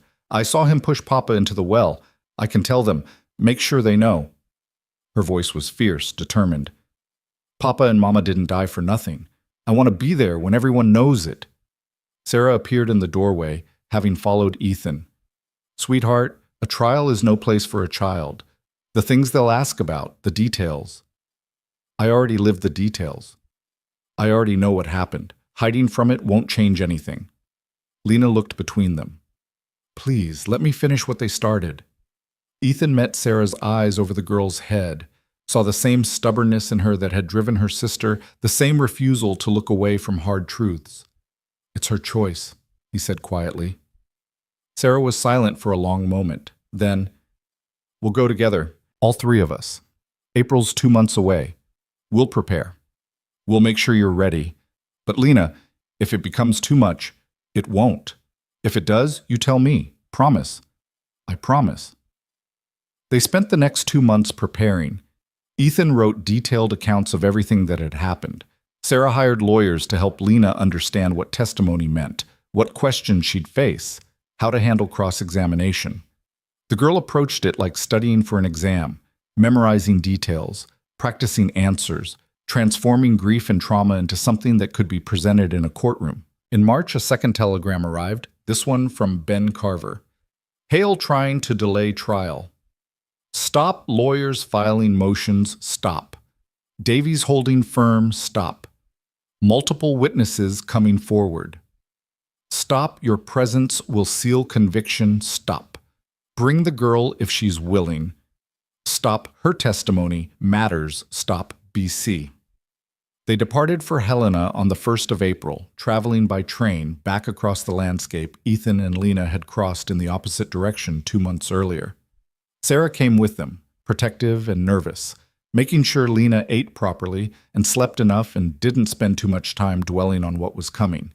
But Lena wasn't dwelling. If anything, she seemed more present than she'd been since her mother died, focused and determined, preparing for what felt like a final test. Helena had grown since Ethan's last visit years ago. The territorial capital sprawled along Last Chance Gulch, mining wealth evident in the ornate buildings and bustling streets. Marshal Davies met their train personally, a lean man in his 50s with gray hair and eyes that had seen too much to be surprised by human cruelty. "Cole," he said, shaking Ethan's hand. "Good to see you alive. Heard you'd gone looking for Silas Mercer. Figured you'd end up dead." "Nearly did. Got lucky." Davies turned to Lena, crouched down the way Ethan had in the music room. "You must be Lena Holloway. I've heard a lot about you. About your father, too. He was a brave man." "I know," Lena said quietly. "That's why I'm here. Trial starts tomorrow. Judge Carson presiding. He's fair, doesn't take bribes, won't be intimidated by Hale's lawyers. You'll testify day after tomorrow, probably. Can you handle that?" "Yes, sir." "Good girl." He stood, addressed Sarah and Ethan. "I've arranged rooms at the International Hotel. Comfortable, secure. There have been some threats. Hale still has friends who'd rather this trial didn't happen. But I've got men watching. You'll be safe." The trial opened on a Tuesday morning in a courtroom packed with spectators. News of Judge Hale's arrest had spread across 3 territories, bringing journalists, lawyers, and citizens who'd suffered under his corruption. The atmosphere was electric, charged with the anticipation of seeing power finally held accountable. Hale sat at the defense table, impeccably dressed, his face carefully neutral. He looked like any respectable judge, dignified, intelligent, trustworthy, which was exactly the problem. Men like him wrapped cruelty in respectability, stole in broad daylight, and murdered with legal language. The prosecution opened with a detailed accounting of the evidence William Holloway had compiled. Forged deeds, fraudulent land transfers, bank records showing payments to Silas Mercer for enforcement services, witness testimony from families who'd lost property to convenient accidents and legal maneuvering. Ethan testified on the 3rd day, describing the Holloway farm, Mara's dying words, the flight through the mountains, the confrontation with Silas. The defense tried to discredit him, accused him of being a drunk, a drifter, a man with a grudge against authority. But the facts didn't care about character assassination. The documents spoke for themselves. Lena took the stand on the 4th day. She wore a simple blue dress that Sarah had chosen, her dark hair pulled back with a ribbon. Her hands were folded in her lap as she settled into the witness chair, and when the bailiff asked her to state her name for the record, her voice carried clear across the hushed courtroom. Lena Marie Holloway. The prosecutor was a woman named Margaret Chen, sharp-eyed and methodical, who'd built her career prosecuting corruption in the territories. She approached Lena with the careful gentleness of someone who understood exactly what she was asking this child to relive. "Miss Holloway, I know this is difficult. We'll take it slowly. Can you tell the court about your father, William Holloway?" Lena's hands tightened slightly, but her voice stayed steady. "He was a clerk at the Ridgeway Courthouse. He kept records, filed documents, made sure everything was organized properly. He was good at his job, careful. He noticed things." "What kind of things did he notice?" "Discrepancies. That's what he called them. Documents that didn't match, deeds that had been changed, dates that were wrong. At first he thought it was just mistakes, people being careless, but then he started finding patterns." "What did he do when he found these patterns?" "He made copies, compared them to the originals, checked bank records against property transfers. He worked at night after everyone else went home, documenting everything. It took him almost a year." Chen nodded, her expression encouraging. "Did he tell you what he found?" "Some of it. He said powerful people were stealing from families who couldn't fight back. Said they'd been doing it for 20 years, said it was wrong and someone needed to stop it." "Did he know it was dangerous, this investigation?" "Yes, ma'am. Mama didn't want him to continue. They argued about it sometimes. But Papa said if good people stayed silent when they saw evil, then evil won. He said someone had to stand up." "Tell the court what happened on October 14th of last year." Lena took a breath, her eyes finding Ethan in the gallery. He nodded slightly. She looked back at the prosecutor. "Papa had been going to the well every morning to get water before work. It was part of his routine. That morning I went with him because I wanted to show him a bird's nest I'd found. We got to the well and there was a man there, Silas Mercer. I recognized him because he worked for Judge Hale, did errands and enforcements and things." "What happened when you arrived at the well?" "They were arguing. Papa had documents in his hand. He was telling Mr. Mercer that he had proof, that he was taking it to the territorial governor, that Judge Hale was going to answer for what he'd done. Mr. Mercer said Papa was making a mistake, said there was still time to walk away, forget what he'd found, keep his family safe. What did your father say? He said his family would never be safe as long as men like Judge Hale could steal and lie and get away with it. He said the documents were already copied and hidden where Silas couldn't find them. He said it was too late to stop what was coming. And then, Lena's voice dropped slightly but didn't waver. Mr. Mercer grabbed Papa. They struggled. Papa dropped the documents and they scattered across the snow. Mercer pushed him toward the well, telling him that accidents happen all the time in small towns, that people fall, that no one would question it. Papa tried to fight back, but Mr. Mercer was bigger, stronger. He shoved Papa hard and Papa fell backward into the well. I heard him hit the water, heard him call for help. The courtroom was absolutely silent. Even the journalist had stopped writing. What did you do? Chen asked gently. I ran to the well, tried to reach him, but I was too small, couldn't lean far enough without falling in myself. I screamed for help. Mr. Mercer just stood there watching. Then he picked up the documents Papa had dropped, looked at me, and said that if I told anyone what I saw, my mother would have the same kind of accident. He said I should think carefully about what I remembered. Did anyone come to help? The Wilson brothers were loading their wagon nearby. Mrs. Garrett was in the mercantile. I could see people in windows. I screamed and screamed, but no one came. They all looked away. How long did your father survive in the well?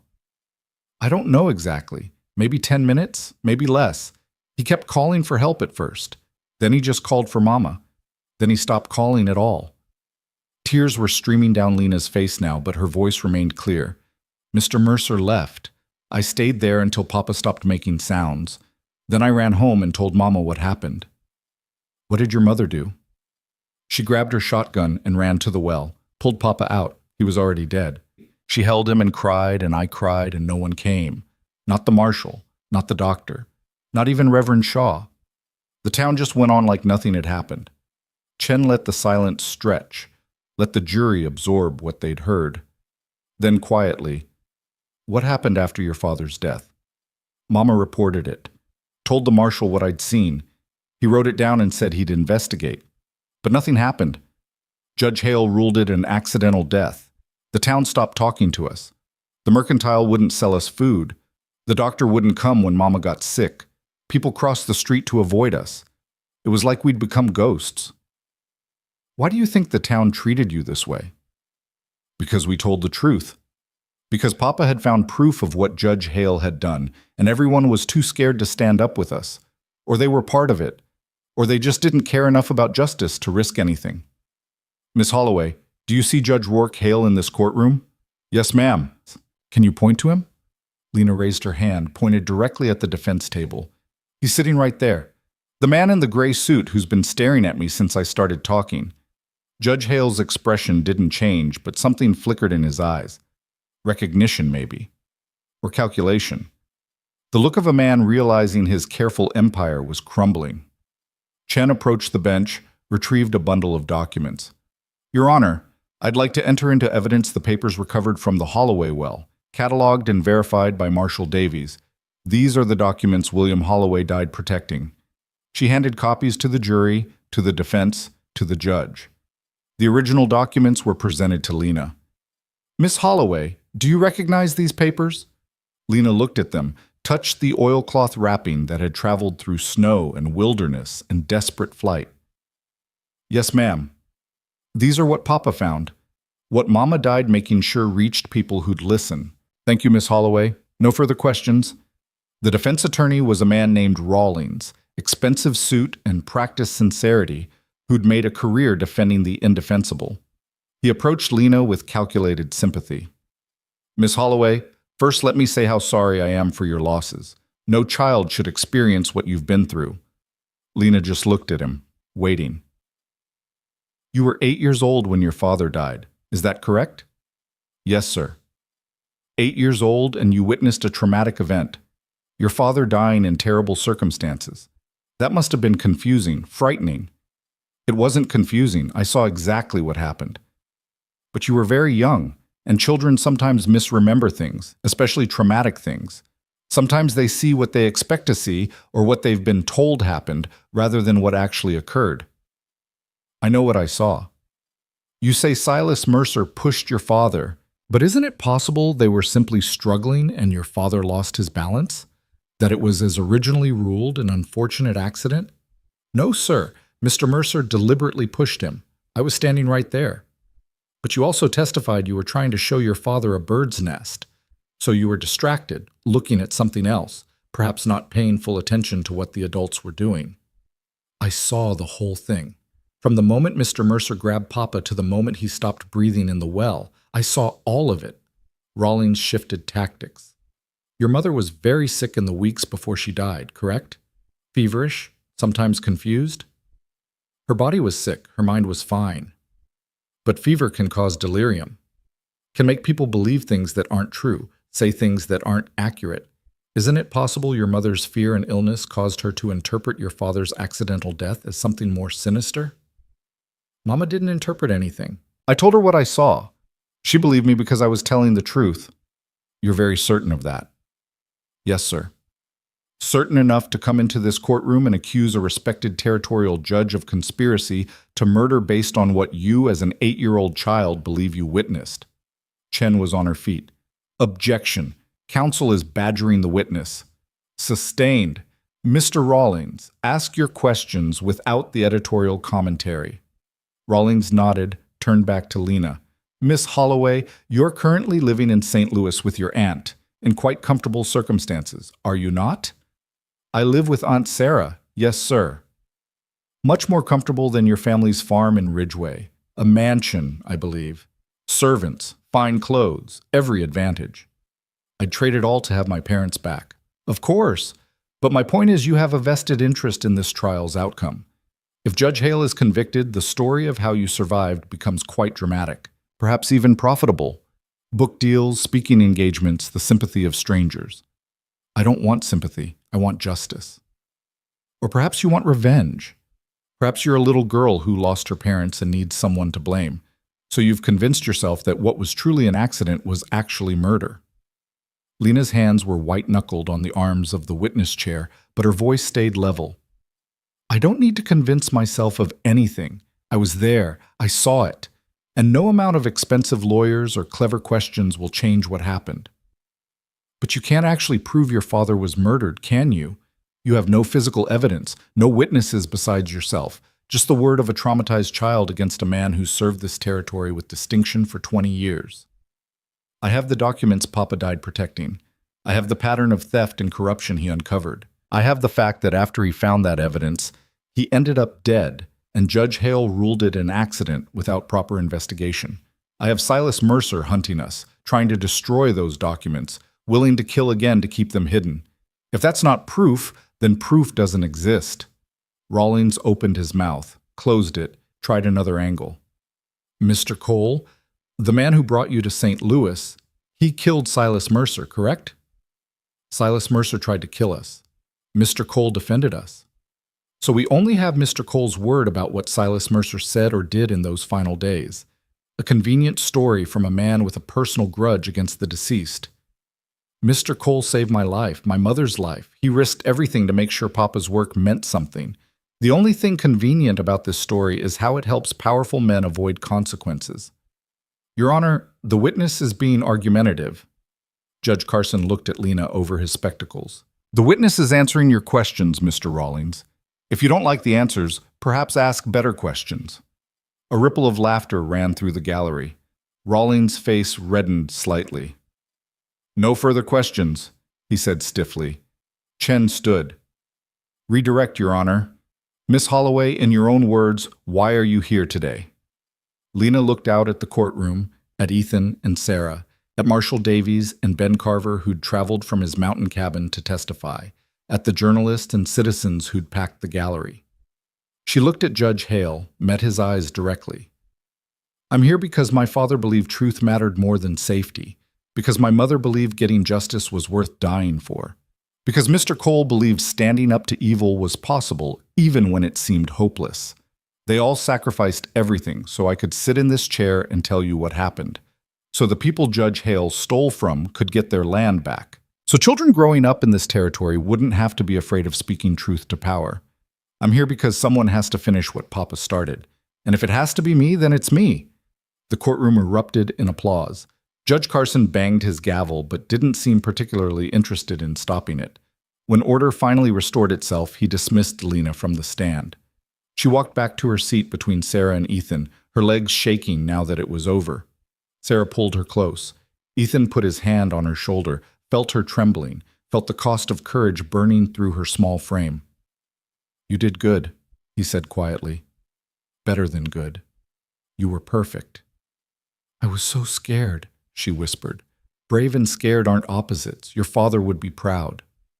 The trial continued for 3 more days. Additional witnesses testified to Judge Hale's corruption, to Silas Mercer's enforcement methods, to the systematic theft that had transferred millions of dollars in property over 2 decades. Financial experts walked the jury through the forged documents, the fraudulent transfers, the paper trail William Holloway had so carefully documented. The defense tried to discredit every witness, questioned every document, painted Hale as a dedicated public servant targeted by malcontents and troublemakers. But the evidence was overwhelming, and Lena's testimony had been devastating. An 8-year-old child describing her father's murder with perfect clarity, facing down aggressive cross-examination without flinching, it had shifted something in the courtroom's atmosphere, transformed abstract corruption into human cost. The jury deliberated for 6 hours. When they returned, their verdict was unanimous on all counts. Guilty of conspiracy to defraud, guilty of theft, guilty of conspiracy to commit murder. Judge Hale showed no emotion as the verdicts were read, but his hands, resting on the defense table, were shaking. Carson sentenced him to 20 years in the territorial prison, with recommendations that he never hold public office again. Hale's co-conspirators, the ones who hadn't fled or died, received similar sentences. The stolen properties were ordered returned to their rightful owners. Restitution was mandated for families who'd suffered losses. It wasn't perfect justice. William and Mara Holloway were still dead. The town of Ridgeway had still turned its back when courage was required. Silas Mercer had died in the snow instead of facing trial. But it was something. It was accountability. It was proof that standing up mattered, that one person's courage could topple an empire built on fear and silence. That evening, after the courthouse had emptied and the journalists had rushed to file their stories, Ethan sat with Lena and Sarah in their hotel suite. Lena was exhausted, emotionally spent, but there was something different in her eyes, a lightness that hadn't been there before. "It's really over?" she asked. "The trial is," Ethan said. "The rest is just cleanup." "What happens to the farm?" "Our land?" Sarah answered. "Marshall Davies said the property will be returned to you. You're the legal heir. When you turn 18, it'll be yours to do with as you wish. Until then, I'll hold it in trust." "I don't want to go back there. Is that wrong?" "Nothing you feel is wrong, sweetheart. That place holds painful memories. Someday maybe you'll be ready to reclaim it, turn it into something new, or maybe you'll sell it and use the money for something else. Either way, it's yours. Your father's legacy to you." Lena was quiet, processing. Then she looked at Ethan. "What about you? What happens now?" He'd been thinking about that question for weeks, turning it over during sleepless nights and long train rides. For 3 years, his life had been defined by revenge, by the hunt for Silas Mercer, by rage and grief, and the kind of emptiness that came from losing everything. But revenge was finished now. Justice had been served.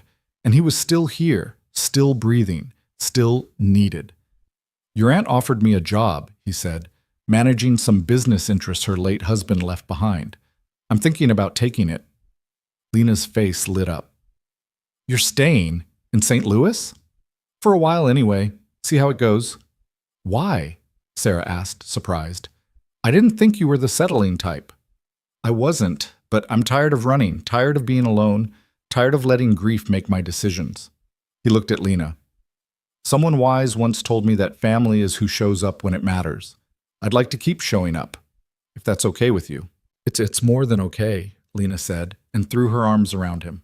Over her head, Ethan met Sarah's eyes, saw understanding there, and approval, and the beginning of something that might, given time, become family in more than just the abstract. 6 months later, on a crisp October morning, Ethan stood at the train station with Lena and Sarah, watching Ben Carver prepare to board the westbound train back to Montana. The old trapper had stayed for the trial, testified about finding Ethan and Mara and Lena in the wilderness, then lingered in St. Louis through summer, claiming he needed to make sure everyone was settling properly. The truth was simpler. Ben, like Ethan, had discovered that mattering felt better than isolation. "You could stay," Sarah offered. "There's always room, always work." Ben smiled, shook his head. "City's not for me. Too many people, too much noise. But I appreciate the offer." He knelt down, addressed Lena directly. "You keep being brave, little one. Keep telling the truth even when it's hard. Your parents would be proud of who you're becoming." "Thank you for saving us," Lena said. "For finding us when we needed finding. Thank you for reminding an old man why doing right matters." He stood, shook Ethan's hand. "Take care of them, Cole.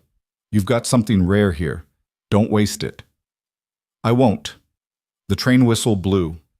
Ben boarded, disappeared into a passenger car. They watched the train pull away, carrying him back to his mountain solitude, to the life he'd chosen but was no longer running to. Walking back to the carriage, Lena slipped her hand into Ethan's. "Do you miss it? Montana? The wilderness?" "Sometimes, but I don't miss being alone." "Good, because we need you here." Sarah smiled from Lena's other side. What she said. The months turned into years. Ethan managed Sarah's business interests with the same methodical competence he'd once brought to tracking outlaws. The work was different, but the skills transferred. Attention to detail, reading people, understanding when to push and when to wait. He was good at it. More importantly, it gave him purpose beyond grief. He kept his promise to write to Lena, though it became unnecessary when he moved into a small house 3 blocks from Sarah's mansion. He attended her school recitals and helped with arithmetic homework and taught her to shoot properly because she'd asked, and he couldn't think of a good reason to refuse. Sarah and he circled each other carefully, 2 people damaged by loss learning to trust again. There was no dramatic declaration, no single moment when friendship shifted into something more. Just a gradual recognition that they fit together, that shared purpose had become shared life, that the family they'd created from tragedy and necessity was real despite its unconventional origins. They married quietly 2 years after the trial, in Sarah's parlor with Lena standing between them, officially making permanent what had already been true for months. Lena grew up fierce and stubborn and brilliant, everything her parents had hoped she'd be. She studied law at a women's college, came home with radical ideas about justice and reform that would have made William Holloway laugh with delight. At 22, she returned to Montana Territory, not to Ridgeway but to Helena, where she joined the Territorial Attorney's Office prosecuting corruption and theft. She wrote letters home every week, long detailed accounts of cases and challenges and small victories. Ethan and Sarah read them together over breakfast, watching their daughter, because that's what she was, regardless of biology, change the world one case at a time. On her 25th birthday, Lena made a pilgrimage to Ben's cabin in the mountains. The old trapper had died the previous winter, peaceful in his sleep, but she needed to see the place where her mother had spent her final days, where Ethan had nearly died, where courage had been tested and found sufficient. She brought flowers for her mother's cairn, stood in the snow where her father's sacrifice had led, where her mother's determination had carried them, where a stranger had chosen to stop running and start standing. "I did it, Mama," she said to the silent stones. "I finished what you and Papa started. Judge Hale died in prison last year.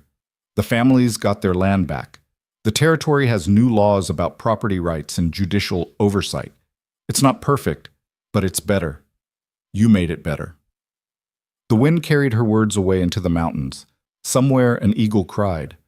The world kept turning, indifferent to human drama, but changed nonetheless by the people who refused to look away. 10 years after the trial, on the anniversary of William Holloway's death, a monument was unveiled in Helena's main square. It bore the names of everyone who'd stood up to Judge Hale's corruption, everyone who'd testified, everyone who'd risked something for truth. At the top, in letters larger than the rest, 2 names, William Holloway and Mara Holloway. Below that, an inscription. They stood when others looked away. They spoke when others stayed silent. They proved that one person's courage can change everything. Lena stood at the unveiling with Ethan and Sarah, older now, but still that fierce, determined girl who'd watched her father die and refused to let it be meaningless. Around them, families who'd gotten their land back gathered to remember. Journalists documented the ceremony for newspapers across the territories.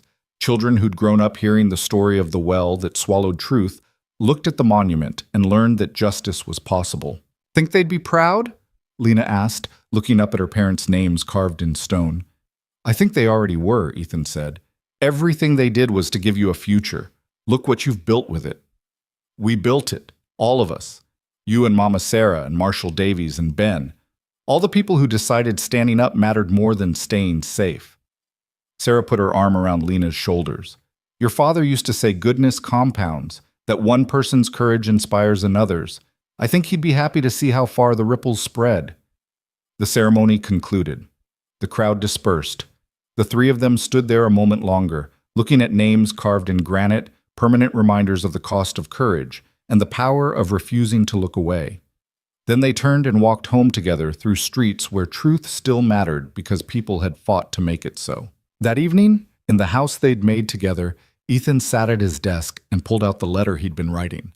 Not to anyone in particular, just thoughts, reflections, the kind of thing a man wrote when he needed to make sense of his life. He wrote about Emma and Sarah, his first family taken by fire and grief, about the years of running, of rage, of hollow existence, about a girl collapsing in the snow and the choice to finally stop looking away, about Mara's courage, Lena's strength, Ben's quiet heroism, about how purpose found you when you stopped running from it, about how family was built, not born, how home was made, not inherited, how justice was fought for, not given, how one person could change everything if they just stood up when everyone else looked away. He wrote about second chances and hard-earned peace and the weight of mattering. When he finished, he folded the pages carefully and placed them in a drawer with other letters, other memories, other pieces of the story that had brought him here. Someday Lena might want to read them, might want to understand the full arc of what her parents started and how many lives it changed. Or maybe she already knew. Maybe she'd learned it the day she stood in that courtroom and told the truth despite every reason to stay silent. Maybe she'd learned it from William and Mara, who taught her that some things were worth standing for even when standing was dangerous. Downstairs, Sarah called that dinner was ready. Lena's voice answered, young and bright and full of the future her parents had died securing. Ethan stood, closed the drawer, and went to join his family. The well in Ridgeway still stood, though the town around it had changed. New families had moved in after the trials, people who didn't carry the shame of looking away. The well had been cleaned, restored, turned into a memorial. A plaque explained what had happened there, what it had cost, what it had changed. Children played nearby now, unafraid. Their parents drew water without fear. The town had been given a second chance it hadn't deserved, but had, slowly, earned. And on certain mornings when the light hit just right, you could almost see them.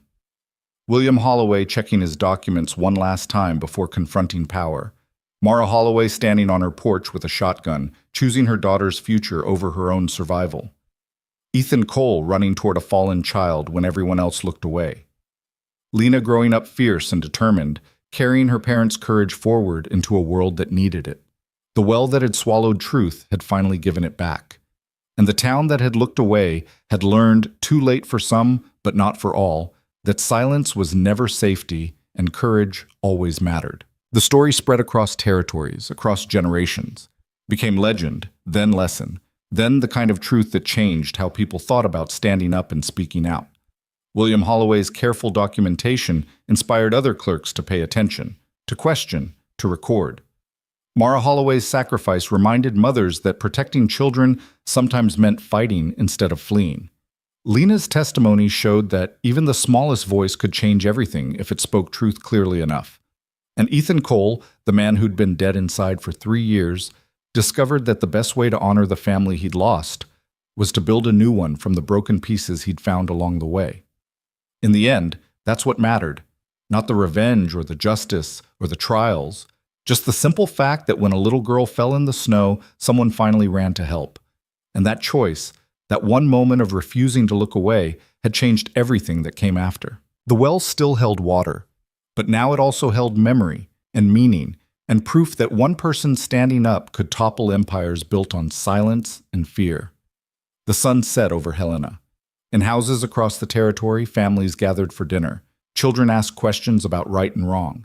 Parents tried to answer. And somewhere in the margins between what was and what could be, the legacy of William and Mara Holloway lived on in every person who chose courage over comfort, truth over silence, standing up over looking away. It wasn't perfect. Justice never was. But it was enough. And enough, William had always believed, was worth dying for. His daughter proved he was right.